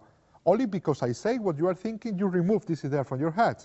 And I say, because I need any position, not any number, any position between 1 and 52. And now, I force the value. He don't know yet, his number is important. He don't know yet, because for him, like for the audience or the spectator, it's only example, it's nothing. He don't put importance to this number yet, okay? And now I tell you, and you can tell me any position you want between 1 and 52, and the spectator will tell you, for example, 23, okay? In this case, when the spectators tell you 23, I say, okay, so we have a position and a number, yes? And now is when he thinks, oh wow, my number, yes, I know. But this is late for the spectators, okay? Now I know 23 and I have the 10. What's happened? I only need to pass 3 cards from bottom to top, because in the number 20 is the 10 of hearts. You remember that, is 10 of spades, hearts, clubs, and diamonds. Then I need to pass 3 cards from bottom to top, and automatically the 10 of hearts is in the number 23, the number he told me, okay? Because I have the deck in my hands. This is logic. It's very easy to pass 3 cards and put the deck on the table. The trick is done, and I don't start yet. Now I go to force heart to this spectator or these spectators. Why heart? Because heart is the 10 that is in the number he told me. He told me number 23, okay? I pass 3 cards, and now 10 of heart, that before is number 20, now it's 23, okay? I need to force heart. How I force heart? Because the trick don't start yet. This is the explanation phases, the description phases. I ask to the spectator and I ask him, you know, it's 4 suits in the deck. It says spade, clubs, diamond, and the spectator tell you heart, okay? And you say, okay, and this is the trick. In this trick, in any card, any number, one spectator think a value, another spectator, you say that. Another spectator think a position, another spectator say, you don't say now think, you say, another spectator say a suit, and everything coincidence. We do the trick. Do you want I do the trick? I do the trick? Okay. You start now the trick, but the trick is done. In this moment you say, okay, I do the trick. You have a number, yes? When I say you have a number, I do exactly the same show than the beginning when I show a number. I say, you have a number, yes? A 10. 10. You tell me before a suit, when I tell you spade, heart, clubs, and diamond, what should you tell me? It's not what suit you choose, because he never chooses a suit. I ask, you tell me, what should you tell me? Is, when I ask you spade, heart, clubs, and diamond, what should you tell me? And he say, heart. Okay, 10 of heart, in what position you tell me? And he say, 23. Okay, 10 of heart, 23. But I don't want to touch. I only touch a little. Now it's 1, 2, 3, 4, 5, 6, 7, 8, 9, 10, 11, 12, 13, 14, 15, 16, 17, 18, 19, 20, 21, 22, and the 23, of course, is the 10 of hearts. This is my version of any card, any number with this system. I hope you like.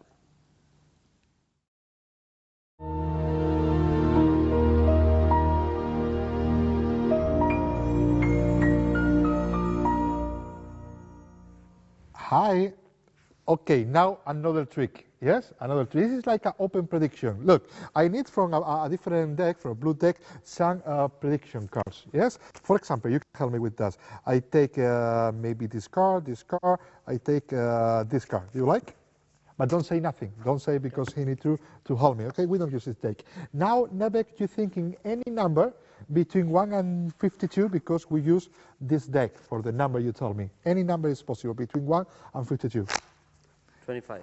I try, because I have, how many cards is the deck? It's 50, 52, okay. Then you take the deck, please. I do nothing, and here, one by one, you count, here, 25 cards. Yes, this is my prediction. I show you the prediction. It's this one. 3, 4, 5, 6, 7, 8, 9, 10, 11, 12, 13, 14, 15, 16, 17, 18, 19, 20, 21, 22, 23, 24, and this is the 25, yes? You say any number, I take the prediction before, you see how I take one by one, and this card, you don't believe me, but this card is exactly the last 10. Ta-da!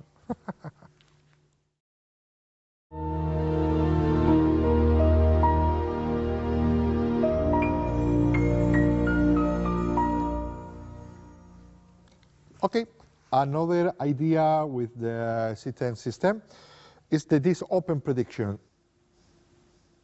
My deck is with the system, is the 10 spade, 10 heart, 10 of clubs, 10 of diamond, like you know now, every 10 cards, okay?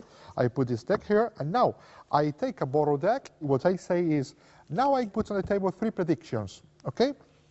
And what I do is, I spread, I am searching for the 10s, I take 1 10, 2 10s, 3 10s, and the 10 of diamonds, I need to put in the bottom position, okay?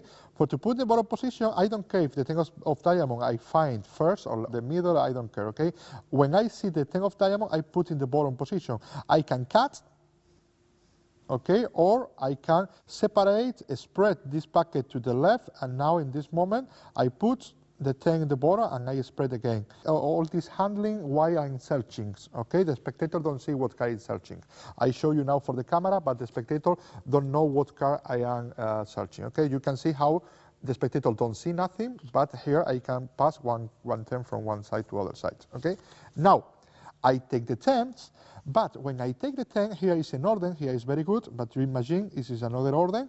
What I do is I make the same suit than in the deck, a spade, hearts, clubs, and diamond. Then I take the 10 of spade, and now hearts and clubs. When I take the 10s, I put the same order, okay? And I say, this is my prediction.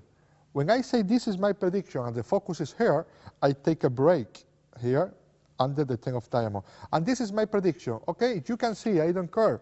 When I say you can see, the spectator can see because the spectator don't remember what is the suit of the 10s, okay? The spectator then can see. Also, if you want, the spectator don't remember the suit, you are talking with him at the same time you are taking the 10s. Then the spectator haven't time to memory the 10s, okay? Now, I take the cards, the 4 cards, because now it's very easy with the break. I take the 4 cards, I put the deck in another place, and I put the 4 card, like 3, on the table, okay? And now, it's a very good idea, don't put this deck on the table. It's very good idea, give the deck to the guy, or you put the deck on your pockets if it's your deck. Later you understand why. Now, here is the prediction, and that's when I tell you, please, tell me any number between 1 and 52. When I say 1, when I say and, I wait, I think, and this is the justification for a spread, because it's no logic tell you, tell me a number between 1 and 52, and now count and pass. This is not good. It's better when you make the situation and you say, tell me any number between 1 and 52. And now when I say 52, what I do with my hand is to say, this is an example what I want to say. Okay, then you make this situation and you prepare the secret moments, okay? And now I say, tell me any number between 1 and 52, okay? Any number. 15. 15 is 1, 5. When this is interesting, thank you, Nebek, because I don't explain what happened. If the spectator tell you 15, 25, 35, this is interesting. If the spectator tell you a 5, okay, you can choose if you want to pass from top to bottom or from bottom to top 5 cards. Okay, only that. Because I don't care. If the spectator tell you 15, okay, if you pass 5 cards from bottom to top, now the number 10 is in the 15, okay? But if you pass from top to bottom, okay, now the number 20 is the 15. If the spectator tell you a 5, like a 15, 25, or 35, you can choose if you want to pass from to bottom 5 cards, okay? Good, because I don't explain that before. Okay, now, I can choose. For example, I pass from bottom to top because for me it's easier. I don't know. Okay. Now, this is very easy to pass because I make the situation. Now it's very easy to count from the bottom or from the top. It's very easy to count. Okay. How I can pass? It's possible cut. Why not? Okay, because I can tell you. You remember you shuffle the deck a lot of time. I don't know the order, and now I cut. Okay, but not only one cut, because if I do that, this is not good. You need to justification that. Then you say, you remember you shuffle the deck. Now I take any card from the top and I put on top. You take any card and you shuffle the deck. And for the third time, second or third time, I take from the bottom and I put on top. And I can do exactly the same. Okay? Then you pass card, but the people don't feel that because you are justification with your hand, what you are saying. Okay? Another thing is, for example, if you have 5 cards on the bottom position, you can take a break, like here, and you do like a taur palm, a gambling palm, at the same time that you turn the deck and open the deck. Okay? In this moment, the spectator don't see my hands.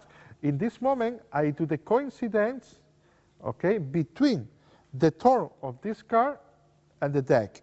And this is very easy. This is like a pass, okay? It's a pass, invisible pass, okay? You do that and you do that.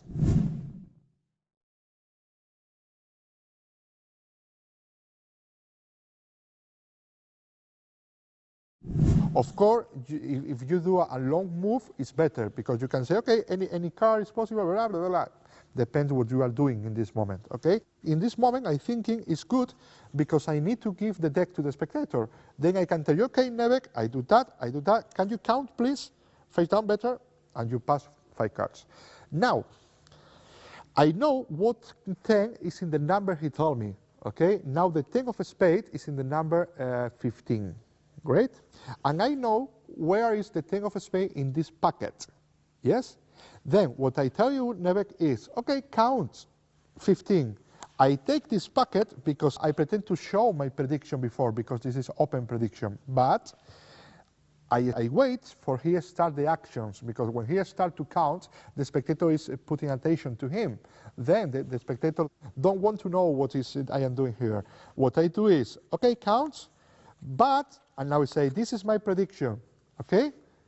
I say stop, but this is my prediction. And what I do is, I steal the 10 of a spade, okay? I take.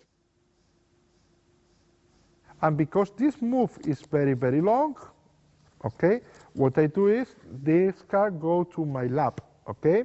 To my lap. If the 10 is another 10, like the 10 of clubs, because I know where it is, because it's a spade, heart, clubs, and diamonds. What I do before is I pass the 10 to the bottom position, and now I do exactly the same, okay? If you don't like the lap, you can do the Ascanius spread. The card you want to don't show, no show, you need to put in the third position, or the second position if the card is face down. Then I can do the Ascanius spread. If I don't want to show the 10 of a spade, I do the Ascanius spread. I take the double cards, the 2 cards in the bottom position. Now the 10 is in the seconds, and now I turn and I show the cards. This is before he showed the card in the number 15. And now I can say, my prediction is the 10 of clubs, 10 of hearts, 10 of diamonds. Okay, but I prefer, because it's much more clever, I prefer to do that, okay? Is, what number you say? 15. Can you count, please? 1, 2, 3, 4, wait, because this is my prediction. Yes, of course you can see the election position. This is my prediction. Can you count? Now is 4, 5, 6, 7, 8, 9, 10, 11, 12, 13, 14. And this is very good, very clever. And the number 15 is exactly the 10 of a spade. Okay, this is the trick. Any 10 is possible, any position is possible. And this, and now happens something strange and something interesting for me, and is everybody here, I feel that, everybody forget these 3 10s is for another deck because this 10 close the circle, okay? Only for that, in the beginning of this trick, I take the blue deck and I give to the spectator and I put in my pockets, okay? Because now what the spectator feel is don't exist more 10s. If the spectator feel don't exist more 10, this is a miracle because if the spectator think is no more 10 on the deck, the spectator don't know how it is possible. Now, if you want, it's only idea, if you want, you can take the deck for another trick. You can put this card on the bottom because this is a real red. Okay, you can put the cards on the deck and you can see another thing with these blue cards. But this is only idea. Okay. For the final, if you want to do this trick with only one deck, you can use a duplicate cards. Okay, you have 1 10 on the bottom position, and now in the 10, 30, and 40, you have a duplicate cards. You have 2 10 of spades in the 10, 2 10 of hearts in the 20, 2 10 of clubs in the 30 position, and 1 10 of diamond in the 40, and the last 10 of diamond, the other 10 of diamond, in the bottom position. Okay, now, because you have 2 10s in the 10 position, you take 1 of the pair of 10 of spades. Now you take 1 of the 10 of hearts of the pair. Now you take 1 of the 10 of clubs of the pair. And now you take these 10s, you add the 10 of diamond in the bottom position, you put 4 cards, and now in the deck is 10 of spades in the 10 position, 10 of hearts in the 20, 10 of clubs in the 30, and 10 of diamond in the 40. Okay? You are exactly in the same position, but with another duplicate cards. This is only if you want to do the trick with one deck. You need 4 duplicates, but I think it's clever. I think it's only idea.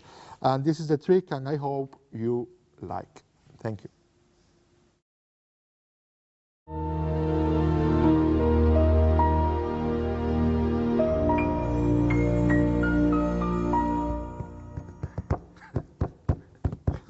Hello guys, now another trick with the memorize. But in this trick I shuffle the deck. I can do this trick with a borrowed deck. And I would like, no shuffle me. Paco, how many cards you want? Is okay for you? Yeah. It's okay? Okay. Neve, you shuffle 2? One more? One more? Yes. It's okay? Yes. And now you, Mosque, how many cards you want? Is okay for you? Yeah. No more? Okay, and now you. It's a little packet for you, or maybe more, because you are like, it's okay? And this for me too. It's okay? Or no, it's okay? Or do you want to shuffle this pile too? Okay, I don't care. You shuffle, okay? It satisfies? Satisfied? Satisfied. Now, I try to do something with the memory. Mosca, good for you? You shuffle too? Both together if you want, it's okay? It's okay. My memory is very bad. I won't like to use your memory. Look, I show you the card only for 1 second. No more. No more. And tell me any number between 1 and 52. 21. I try. This is yours. This is for you. This is for you. Any number. 21. 21. What card is in the 21 position? Queen of clubs. Queen of clubs. 21. 1, 2, 3, 4, 5, 6, 7, 8, 9, 10, 11, 12, 13, 14, 15, 16, 17, 18, 19, 20, 21. Queen of clubs. Unbelievable. Oh, thank you very much. Thank you very much. I don't know how. I don't know how. Okay, I know.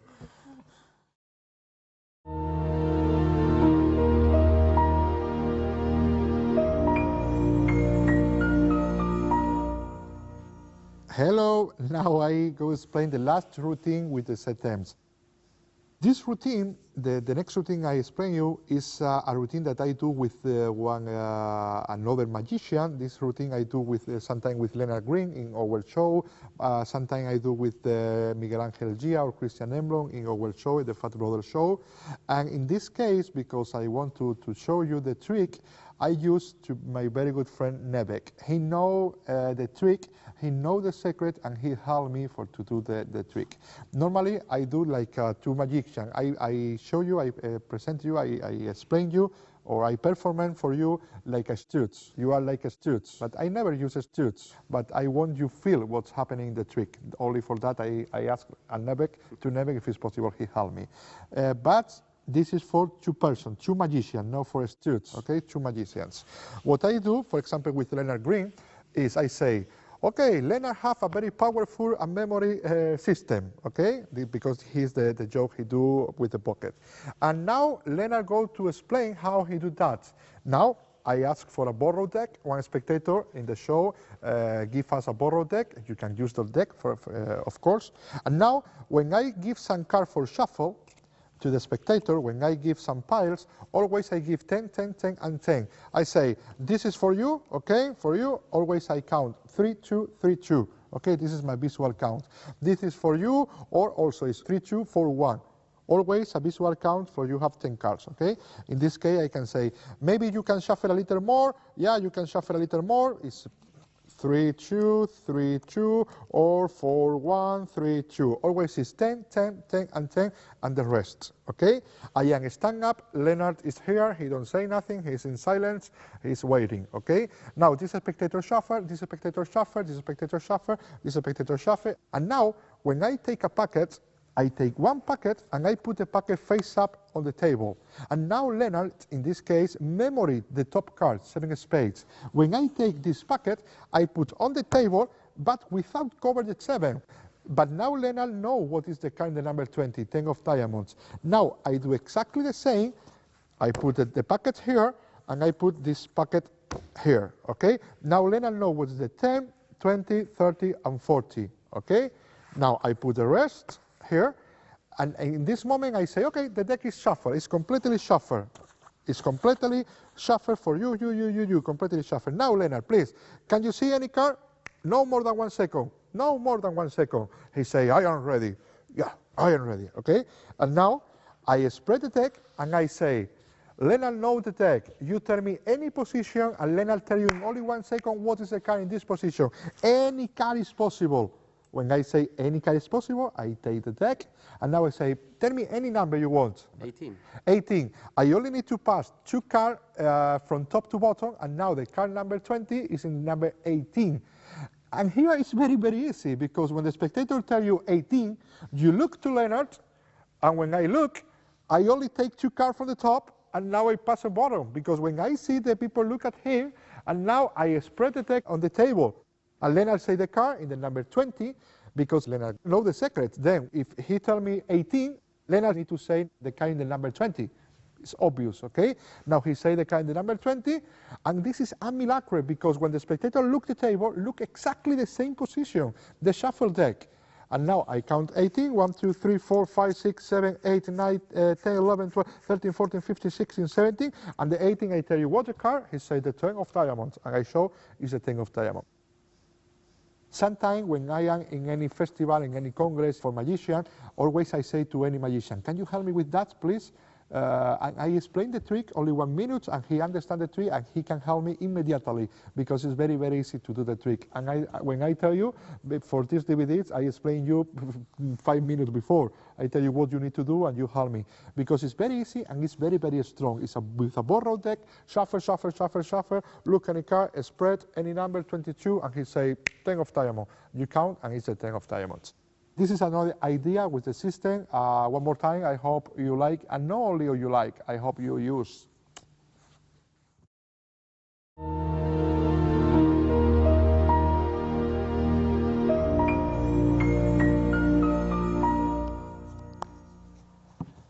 Hello, and welcome to this section about the general or the universal card. I like this concept. You can do a lot of tricks with this concept. It's a very old. You can find a very, very, very good routines from the Cigüeño, from Hothinser, from Rl2, a lot of versions. What I introduce here is 3 routines. It's routine that I do in my performance, in my show. But before that, I would like to talk about the general card.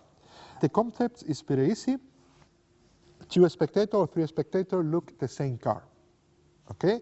Then, if you take any card, for example, this one, and you do the top change, and you force the same card, and you do the top change, and you force the same card for another spectator, and you do the top change, then these 3 cards completely different, but the spectator look the same cards.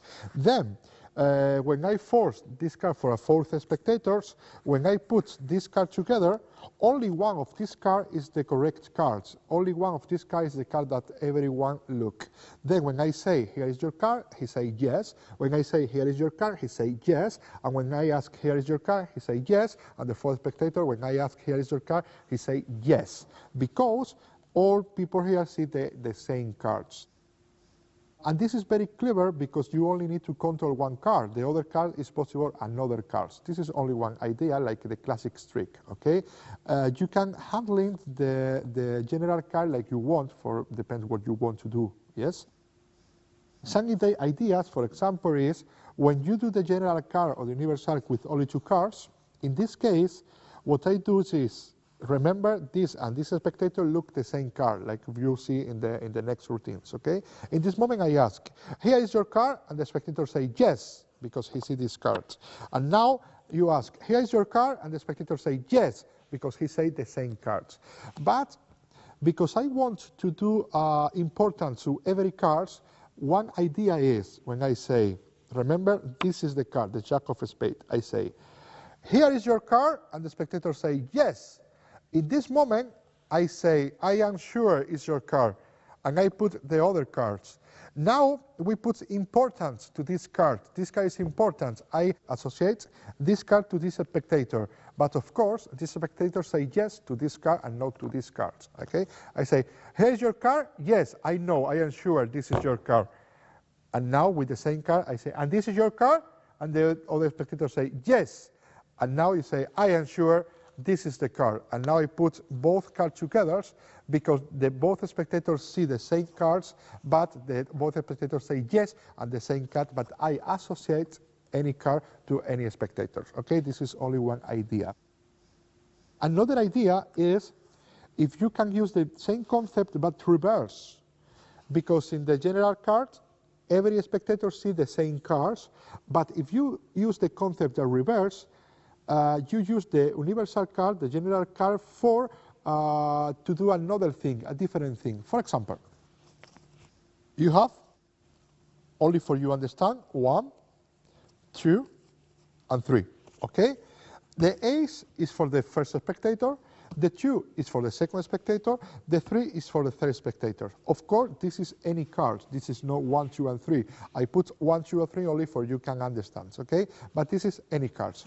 Here is the first spectator, here is the second spectator, here is the third spectator. And this is the general card. This is the card that nobody here see, okay? This is the general card. Now, I put the card like so, 1, 2, 3, 1, 2, 3, and this is the general card. And now, the first card I put in the bottom position, okay? I have the packet, okay? I only have 3 cards for the spectator. The card is 1, 2, and 3, but now the order is 2, 3, any, and ace, okay? When I ask to this spectator, this is your card, I show the number 2. This is the card of this spectator, but this spectator can't see the card. Then this spectator don't see his card. I ask to this spectator, I say, this is your card? He say, no. I put the 2 in my hand, and now I ask to this spectator, and this is your card? This is the number 3, okay? And this is good because this spectator now is looking the number 3, okay? But the number 3 is from this spectator, and then he don't see his card. And of course, the number 3 is not the card of the spectator. Then is, this is your card? He say, no. This is your card? He say, no. But now his spectator and his spectator together is looking the number 3, the card of this spectator. Now, I put the 3 in my hands, and now I ask, and this is your card? Of course, this card, nobody here see this card.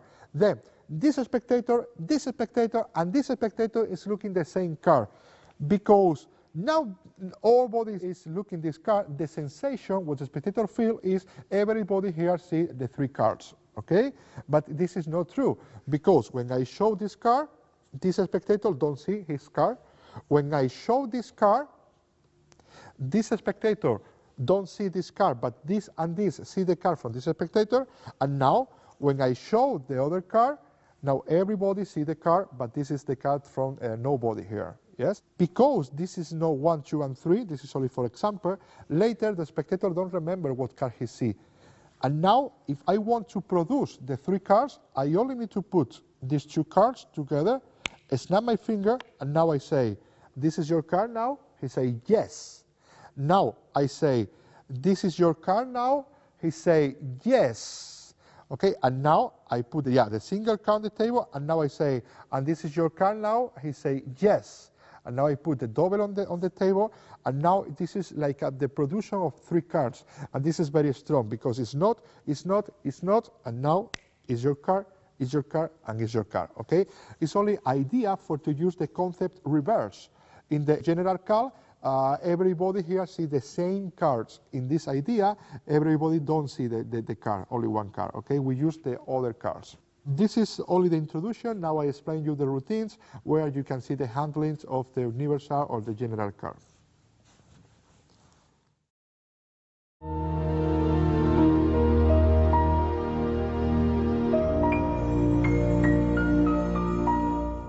Hello guys, now another trick. This trick is in my particular homage to Rl2 with one version I like.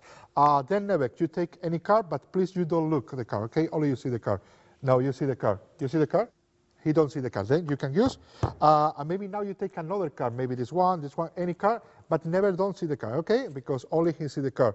And now the last one, Paco, you see the car? You don't see the car, okay? Another car, maybe this one or maybe this one. You take another car, only you see the car, yes? And put back the car here, like. And now I explain to you how we have in the deck a special car. The special car, you know, is the joker. You know, the joker is the joker can to sustituir in English. It can change. It can change with another car. Okay.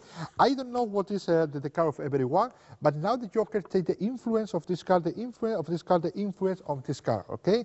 This is the first. This is the second. This is the last. Okay. And now, the joker. I try. First you, you, and you, yes? Tell me only if you can see here your car. Yes. Yes? Tell me only if you can see here your car. Yes, but it's not the joker. Is your car? No, it's my car. Paco, tell me only if you can see here your car. Yes. Yes, this is the power of your joker. Ta-da!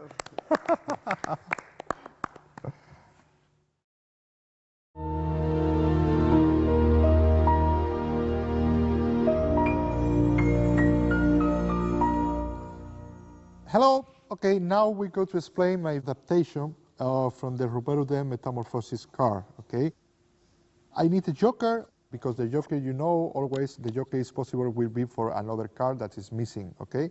Only for that I use the joker, because the joker take the property of every car, yeah? I put the joker for the bottom part, because I don't want the spectator take a joker that I put for the bottom part. Now, I have some spectators. You can do the normal top change, or you can do my top change. I use my top change when I am around, okay?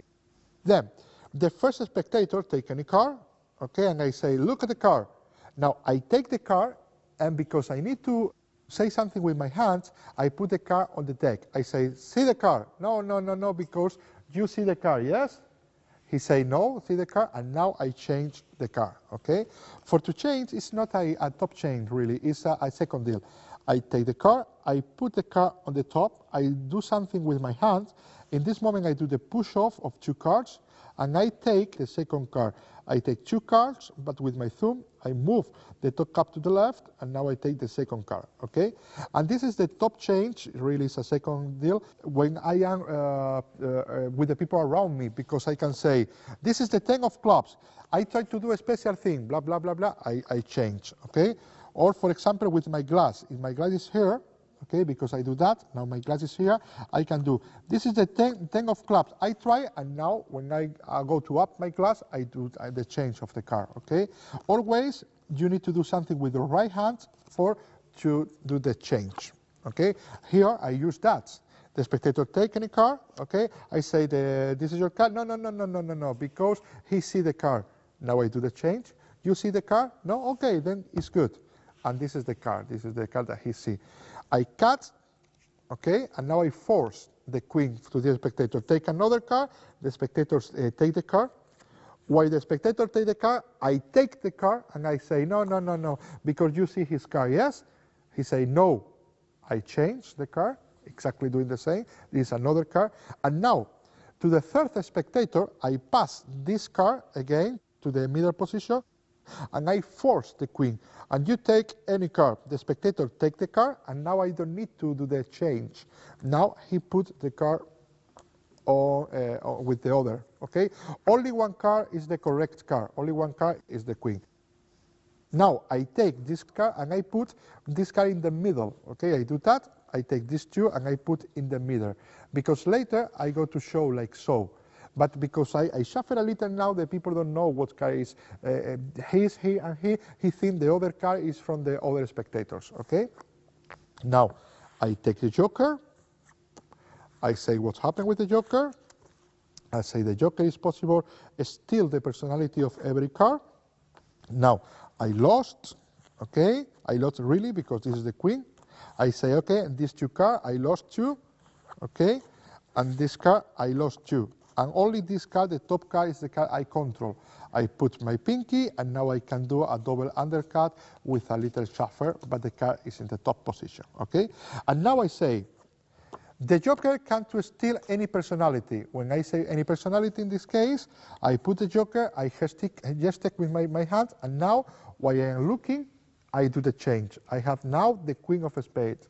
And now I say, this is your card, him or to him, I don't care. He say, yes. This is your card? He say, yes. And now I say, and this is your card? He say, yes. And now you go to do the top change.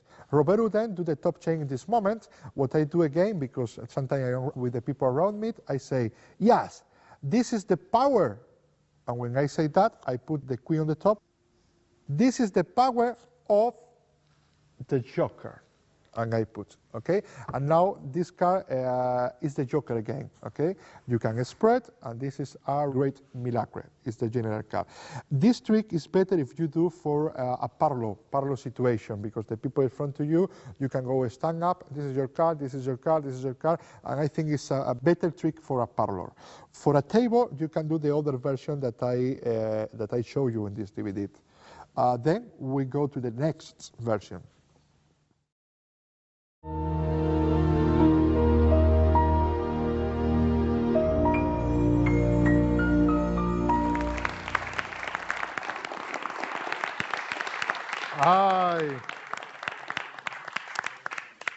Can you take any card?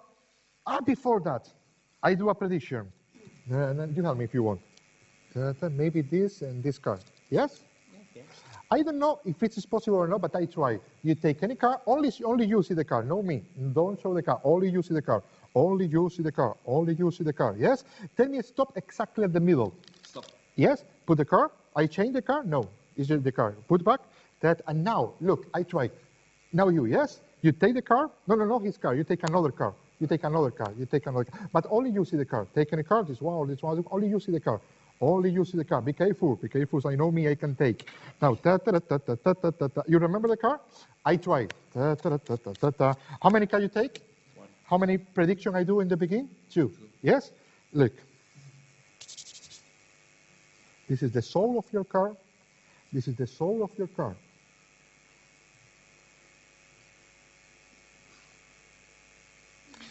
Can you tell me if you can see your card here? Yee!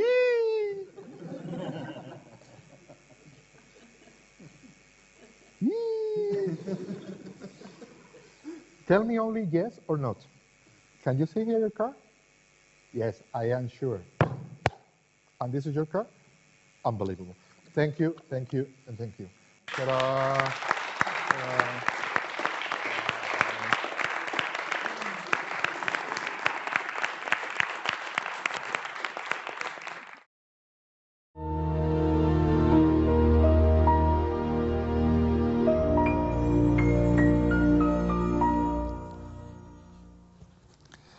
Okay, now in this routine and in the next routine, I present, it's more or less the same routine, but a different concept because in this routine, the magician do a prediction, a double prediction. And in the next routine, you can see it's the two spectator who finds the cards. First routine is the magician, second routine is the spectator with the same concept of the general card, okay? In this case, in this routine, what I say is, I will do a prediction. Maybe this is your, and maybe this is your. I don't know sure, okay? Maybe, it's not sure. When I say that, I'm not sure, or anything you want to say, I spread the cards like so. And I say, I'm not sure. And I put the cards on the deck, but because I spread, the bottom card I square with the deck. Okay, I say, I'm not sure, I try. When I say I try, I put this car on the table like 2 cars, but only is 1 car, okay? And I don't look more the cars, because if I look, the people look, and the people can feel it's only 1 car. It's possible 2 cars, very, very square, but the people, if you don't look, it's better. Now, I say, please take any car. The spectator take any car, okay? Jack of heart, you put the jack and you take the brake, because you go to control the car to the top position, okay? And now, you shuffle a little. When you shuffle, you put the jack in the middle, because you want to force the jack to the other spectator, and now you force. Take another card, okay, the jack of hearts, it's the same, but the spectator don't say the card, of course. Both the spectators see the same cards. And now you control again the card to the top position. In this moment, you palm the top cards, okay, you do the palm of the top card, and you say, here is the cards, and when you go to a spread, you say, here is the card, and here is my predictions. And you need to remove the card because the spread is coming to the cards. Then you need to move the cards. And when you move the cards, what you're doing is you add these cards and you move the card to the little front, okay? Because this spread is coming. Here is the card, okay? And here is my predictions. And now I say, look, done. Can you see your card here? No. Can you see your card here? No. And this is good because in this moment he say no, and later he say yes. Now he say no, and later he say yes. And I like that, no? And I say, it's not here your card, it's not here your card because here is your card. The spectator say yes, because he's looking the top card. And now I say the same idea that I explained you in the introduction. I say, I am sure is your card. And I take the bottom. And now I say, and this is your card, and this is like the other, and this is your card. The spectator say, yes, I am sure, but I don't understand. I put both cards together, and both cards face up, okay? And this is a little miracle with the general card.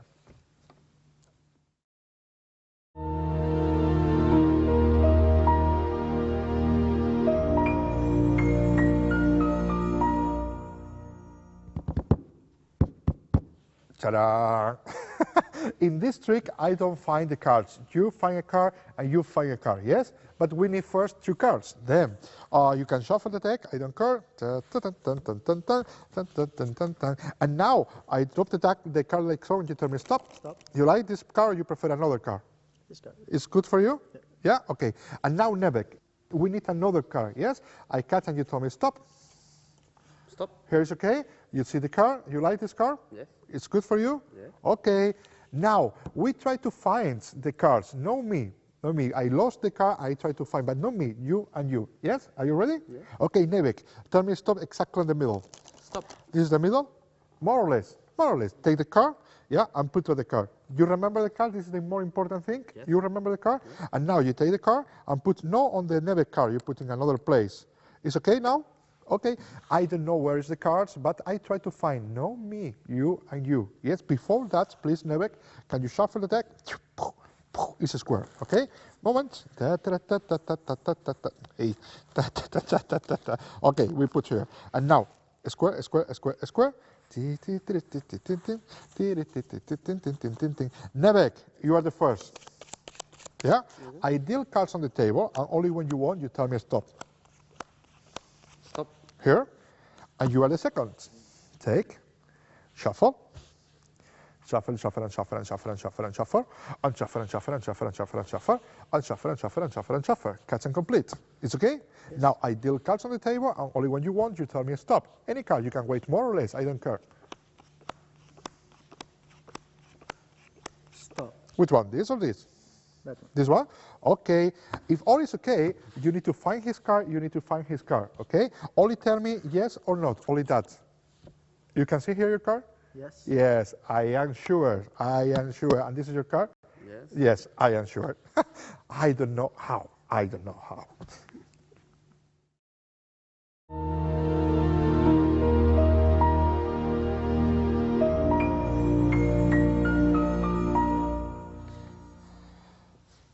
Now, another routine with the general card.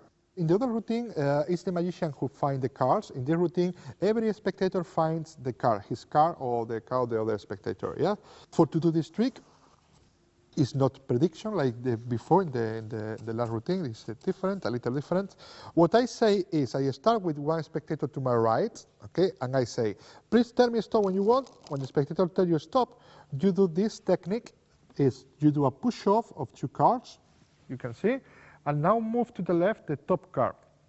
When I show the card, the spectator only see one card, the second card, okay, like so and like so. Then is tell me stop, ta ta ta ta ta. I push off two cards and move the top card to the left, okay, and I say remember the card.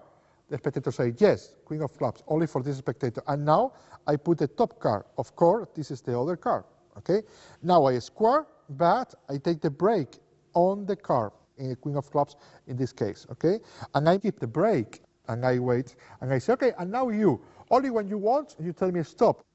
And now I start to cut until the spectator tells you stop. In this moment I take all break. And then this is the card, and you show the card like to him, but without do nothing. I show the queen, the top card. I show the queen, and I say, and this is your card. Yes, you have? He say yes. Okay, and you put the card here. Now, both spectators look the same cards. Okay. Now the control of the cards. What I do is the bluff pass without bluff. I say to the spectator, tell me stop exactly in the middle, more or less. The spectator say you stop.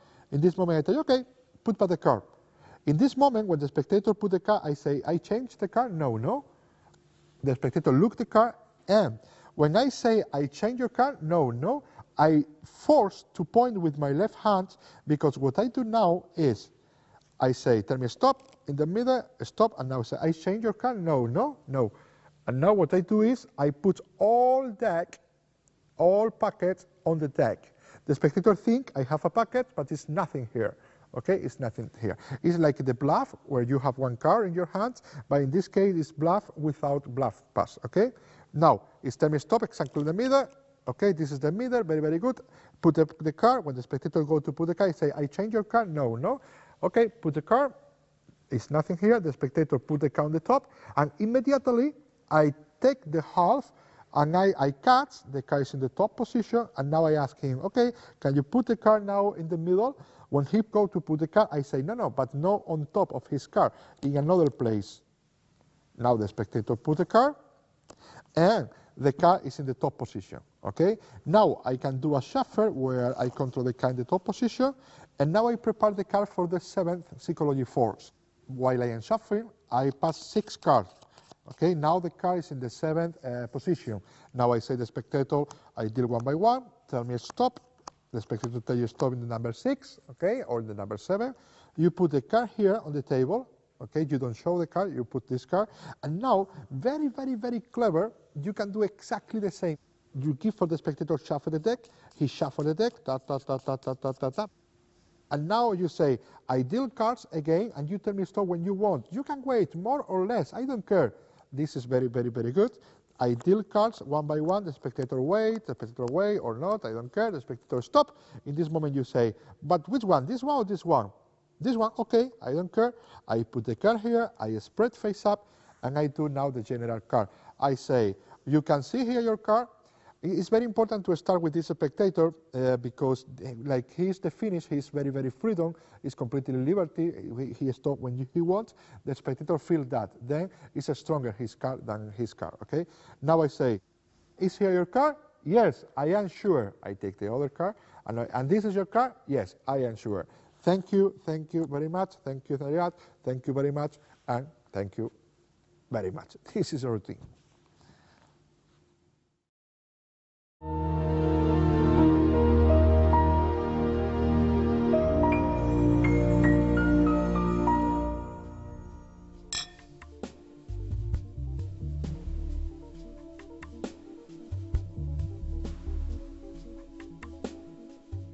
Terminamos nuestra primera corta conversación, como van a ser estas de este Reloaded, hablando de creatividad. Y yo quiero saber, creo que todos queremos saber, cómo es tu proceso creativo. Bueno, pues no tengo ni idea. Bueno, tú empiezas con una técnica, empiezas con un efecto, empiezas con un deseo. ¿Cómo empiezas?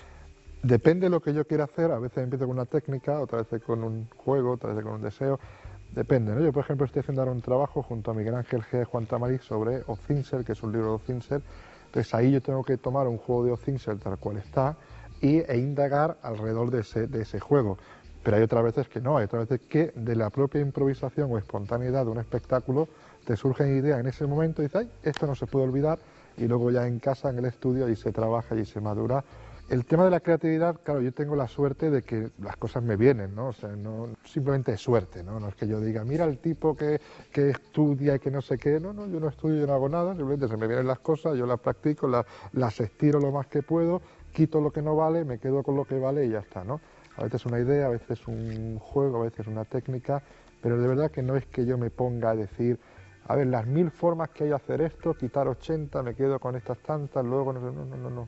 Sí, pero por ejemplo, en este álbum hay una parte dedicada al regazo, por ejemplo, que es algo que has trabajado especialmente en los últimos años. Eso es. ¿Eso surgió de la convivencia con Leonard Green en los workshops conjuntos o con Jan Fritsch, o era una curiosidad que tú tenías de probar las potencialidades del regazo y has probado un conjunto grande Bueno, de eso cosas? viene sobre todo de la convivencia con Juan Tamariz, de hace muchos años. El regazo no es algo de los últimos años.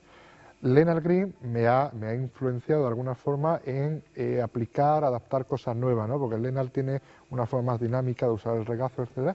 Pero todo esto viene de las ideas de Juan, de los estudios de Slaidini del propio Juan y de las veces y noches que hemos estado horas y horas hablando en este caso del regazo, ¿no? Con Juan. Pero ya te digo, incluso en los DVDs, aquí mismo en las grabaciones, has visto que hablando de un tema se me viene algo a la cabeza y lo suelto y lo explico, ¿no? Que no es la creatividad en mi caso no es algo que yo me ponga sentado a estudiar, sino es algo que surge en ese momento y que me gusta y que la noto y que luego la estiro un poquito más. Yo siempre digo que un juego te lo crea el público, o sea, un juego, porque yo puedo pensar un juego, sentarme y decir ya está hecho, luego lo hago y es un desastre, ¿no? Yo creo que las mejores ideas son las que nacen en el show, en el espectáculo, porque si ya han nacido en el lugar donde tienen, en su fin, ¿no? Donde tiene la finalidad, ya tiene que ser buena. Cuando ya ha nacido bajo los ojos de un público, es que tiene que ser buena. Y yo de verdad, si tuviera que dar una conferencia, una charla sobre creatividad, me quedaría en blanco, no sé qué decir, porque es algo innato, es algo que tengo ahí. Yo creo que la creatividad es como un músculo, por así decirlo, que de tanto ejercerlo, se va fortaleciendo, pero simplemente, ¿no? El día que dejes de inventar, el día que la magia la dejes un año, ¿no? Ese músculo empieza a enfriarse, de no ejercitarse y te costará mucho más, ¿no? Creo, no lo sé, no sabría decirte. O sea, ¿qué es la creatividad? No tengo ni idea. ¿Y tú cuándo consideras que un efecto está completo? Nunca, jamás, jamás. Decía Dai Vernon que un efecto había que acabarse como un cuadro, ¿no? O sea, un efecto hay que acabarse, una obra de arte tiene que finalizar y tiene que acabarse, pero en mi caso, quizás por ese innato creativo, de creatividad, en mi caso eso nunca sucede porque aunque yo quiera, siempre que me pongo con un efecto siempre surgen cosas nuevas. Yo creo que incluso también por aburrimiento, ¿no? En el sentido de que, aunque un juego esté perfecto, entre comillas, porque nada es perfecto, pero de hacerlo tanto y de la misma forma, a veces te entra ganas de hacerlo diferente, aunque sea peor, que esto queda muy mal decirlo, no hagáis esto, pero es verdad, ¿no? Yo creo que la magia es para divertirse, como dice el maestro, la magia es para pasarlo bien, la magia es para eso, ¿no? Nada en la vida es tan serio, nada en la vida, o sea, dentro de la seriedad, claro, que se merece el respeto de un público, pero que nada en la vida es tan serio como lo planteamos, ¿no? Tienes que divertirte tú, da igual, si un efecto está hecho 100%, ¿qué más da si lo haces un poco peor? Siempre y cuando eso te dé a ti la alegría y te dé la tranquilidad y te dé, pues hacer un juego siempre exactamente igual es muy aburrido. ¿Y tú eres de esos artistas que es incapaz de separar sus buenas creaciones de sus malas creaciones? No, yo soy muy crítico. El problema es que no las separo, pero lo digo. O sea, yo cuando voy a hacer un juego muy malo, que me parece muy malo, lo digo. Yo soy muy honesto con el público, ¿no? Y digo, bueno, voy a hacer un juego que a mí me parece que esto no vale nada, pero voy a hacerlo porque me divierte y lo voy a hacer. Y yo creo que se nota, ¿no? Se nota cuando yo creo que un juego vale mucho y que vale mucho para mí, ¿no? Un juego valer mucho, ¿qué es valer mucho? ¿Cuándo vale mucho un juego, no? Esa es la pregunta. Para mí un juego vale mucho cuando me divierte tanto, cuando me hace más amar la magia, cuando me hace más pasión, cuando yo me entrego más, es que el juego vale muchísimo para mí. Cuanto más me entregue yo, es que me gozo ese juego. No porque impacte más, no porque impacte menos, sino porque a mí me hace gozar más, ¿no? Entonces para mí ese juego vale. Y hay veces que digo, mira, voy a hacer un juego que se me ocurrió ayer, a ver si os gusta. Pues yo creo que eso me lo ha influenciado Lennart. Tú sabes que Lennart, ahora que lo pienso, sabes que Lennart, por ejemplo, en mitad del show se pone a hacer juegos de rompecabezas y se pone a hacer puzzles y se pone no sé qué, ¿no? Que yo a veces le digo, Lennart, ¿tú no sabes que el show baja en este momento? Y él me dice, sí, pero yo me divierto. Digo, es verdad, coño, pues ya está, ¿no? Si lo que tú sientas es lo que vas a expresar y es lo que el público va a recibir. Mientras que al final el show, el cómputo general sea bueno, ¿no? ¿Qué más da lo que hagas siempre que lo que hagas sea coherente y sea bueno, claro? Pero sobre todo que te diviertas, sobre todo que te llegue a ti, pues si te llega a ti, llega al público. Si llega al público y no te llega a ti, yo creo que eso no se va a dar nunca, ¿no? Porque algo que a ti no te llega, el público no lo recibe. Entonces, sobre todo, lo más importante creo es que tú sientas lo que estás haciendo. Eso es lo más importante. Bueno, hablamos de proceso creativo, pero en tu caso eso está directamente conectado con una cosa que quiero que nos expliques, que es lo de trabajar en casa. Hay una teoría alrededor de la expresión trabajar en casa. Eso es otra cosa, eso ya no tiene nada que ver con... Cuenta. Eso es una teoría que yo me inventé hace mucho tiempo y que consistía Es muy creativa la teoría. Pero a mí me funciona, yo no sé si es buena o no, pero a mí funciona. Y yo decía, qué bonito es que todos los días la gente venga a verte a tu casa, ¿no? Trabajar, y ahora te explico qué exactamente. ¿Qué es venir a verte a tu casa? Venir a verte a tu casa es que siempre en cada actuación cumpliera las mismas condiciones, es decir, que la mesa fuera igual, que la silla fuera estuviera en la misma posición, que siempre tuviera el mismo público, que todo fuera exactamente igual, ¿no? Como si tuvieras un plano. Los que hacéis mucho escenario sabéis de lo que estoy hablando, que no se da tanto en magia de cerca, ¿no? En un escenario, cuando trabajas en teatro, te dice, oye, ¿qué vas a necesitar? Necesitar. Le da de todas las necesidades, pero en magia de cerca eso no existe, ¿no? Entonces, qué bonito sería trabajar todos los días bajo las mismas circunstancias, ¿no? Es como, imagínate al manipulador que de repente ese día estrena frac nuevo. No es lo mismo, ¿no? Es como, ay, hoy estoy incómodo, porque no es como siempre. Entonces, habría que crear en la magia de cerca una tendencia hacia sí mismo, que todo fuera cómodo para mí, que es como trabajar en casa, todo cómodo, de tal forma que si un día algo de eso falla, yo me sienta incómodo. Muchas veces, por ejemplo, tú sabes, cuando yo actúo siempre, pongo 2 espectadores, depende del show que haga, porque hago 2, siempre intento poner 4 espectadores. Cuando hay 4 espectadores en la mesa, la de mi derecha siempre es una chica, ¿no? Siempre es exactamente igual. La mesa, por ejemplo, tiene que ser rectangular, nunca puede ser cuadrada, para que por el tema de visibilidad, nada más que puede haber 2 filas, la tercera ya tiene que ser, o sea, hay una serie de condiciones. Entonces hay veces, por ejemplo, para generar en mí la inquietud, para generar el nerviosismo, el querer salir, que cuando yo no estoy muy bien, no estoy en forma, porque me duele la cabeza, por lo que sea, hay veces que me autoesfuerzo, por así decirlo, a crear esas ganas de salir. Entonces, esto es una idea solo, ¿no? Hay veces que le digo al presentador, que es el que saca a la gente antes de yo salir, le digo, bueno, ponme, en lugar de 3 chicos y una chica, ponme 4 chicos. Que eso es algo que me genera un nerviosismo, una inquietud, porque es algo que nunca hago. Entonces estoy nervioso, yo quiero salir, pero eso no es lo que yo hago normalmente, crea en mí esa tensión y antes de salir, un minuto antes de salir, le digo, oye, cámbiame el chico por la chica. Entonces me pone la chica, de repente yo ya veo que todo está correcto, que ya estoy en el salón de mi casa y me entra ese subidón de decir, tirarme, echarme, empujarme, que quiero comerme al público, ¿no? Y esa es un poco la teoría, que estaría aquí una hora hablando de ella, de trabajar en casa. Simplemente es, qué bonito sería que la gente pudiese venir al salón de tu casa, donde tú conoces todo, donde estás tan a gusto, donde estás con tu familia, para hacer magia, ¿no? Entonces es llevar el salón de tu casa a todo el mundo. Esa es la teoría. Y nunca con un tapete. Jamás con un tapete, pero esa es otra teoría. De esos que tienen esas cositas alrededor y 4 cartitas así. Lo que pasa es que yo creo que la gente, o sea, en el tema de comunicación, la gente, tú no puedes obligar, creo, ¿no? A lo mejor me equivoco, claro, a tener un tapete y que la gente esté mirando ahí una hora, ¿no? Porque llega un momento en todo es tan monótono visualmente, ¿no? Yo creo que la magia es comunicación. Yo nunca uso tapete, siempre la mesa, de hecho sí uso tapete, pero con una idea de Lennart también, que es poner el tapete debajo del paño. Entonces sabes, por el tacto sabes dónde está el tapete. Esto hace que cualquier paño se pueda adherir al tapete, que no deslice y adapta cualquier paño, lo convierte en un tapete, ¿no? Entonces yo creo que, por ejemplo, en mi show, que dura casi 2 horas, de magia de cerca, hay una mitad que yo hago de pie, hay otra mitad que hago sentado, hay una mitad donde tengo 4 espectadores, hay una mitad donde tengo 2 espectadores, es decir, siempre va cambiando para no acostumbrar a la gente, para que la gente no asimile siempre un mismo plano visual, porque es muy monótono, ¿no? Es muy monótono, es como si tú empiezas a ver una pared. Si ves un cuadro, pues te gusta, pero a los 10 minutos te cansas. Pero si a los 10 minutos el cuadro cambia por otro, luego por otro, luego por otro, siempre te tiene en tensión e interés, ¿no? Entonces yo intento hacer lo mismo en mi casa, en el salón de mi casa donde está esa gente viendo, ¿no? Pues a veces porque esté de pie, otras porque esté sentado, otras porque tenga más gente, otras porque tenga menos, pero sobre todo no guiar ni agobiar a la gente a un único punto, que es lo que da el tapete. Para mí todo es comunicación y todo es libertinaje. Venga, está así. Bueno, aquí seguiremos en el salón de casa de todos que nos ven y volveremos a hablar. Volveremos a hablar, pues. Muy creativa esta entrevista.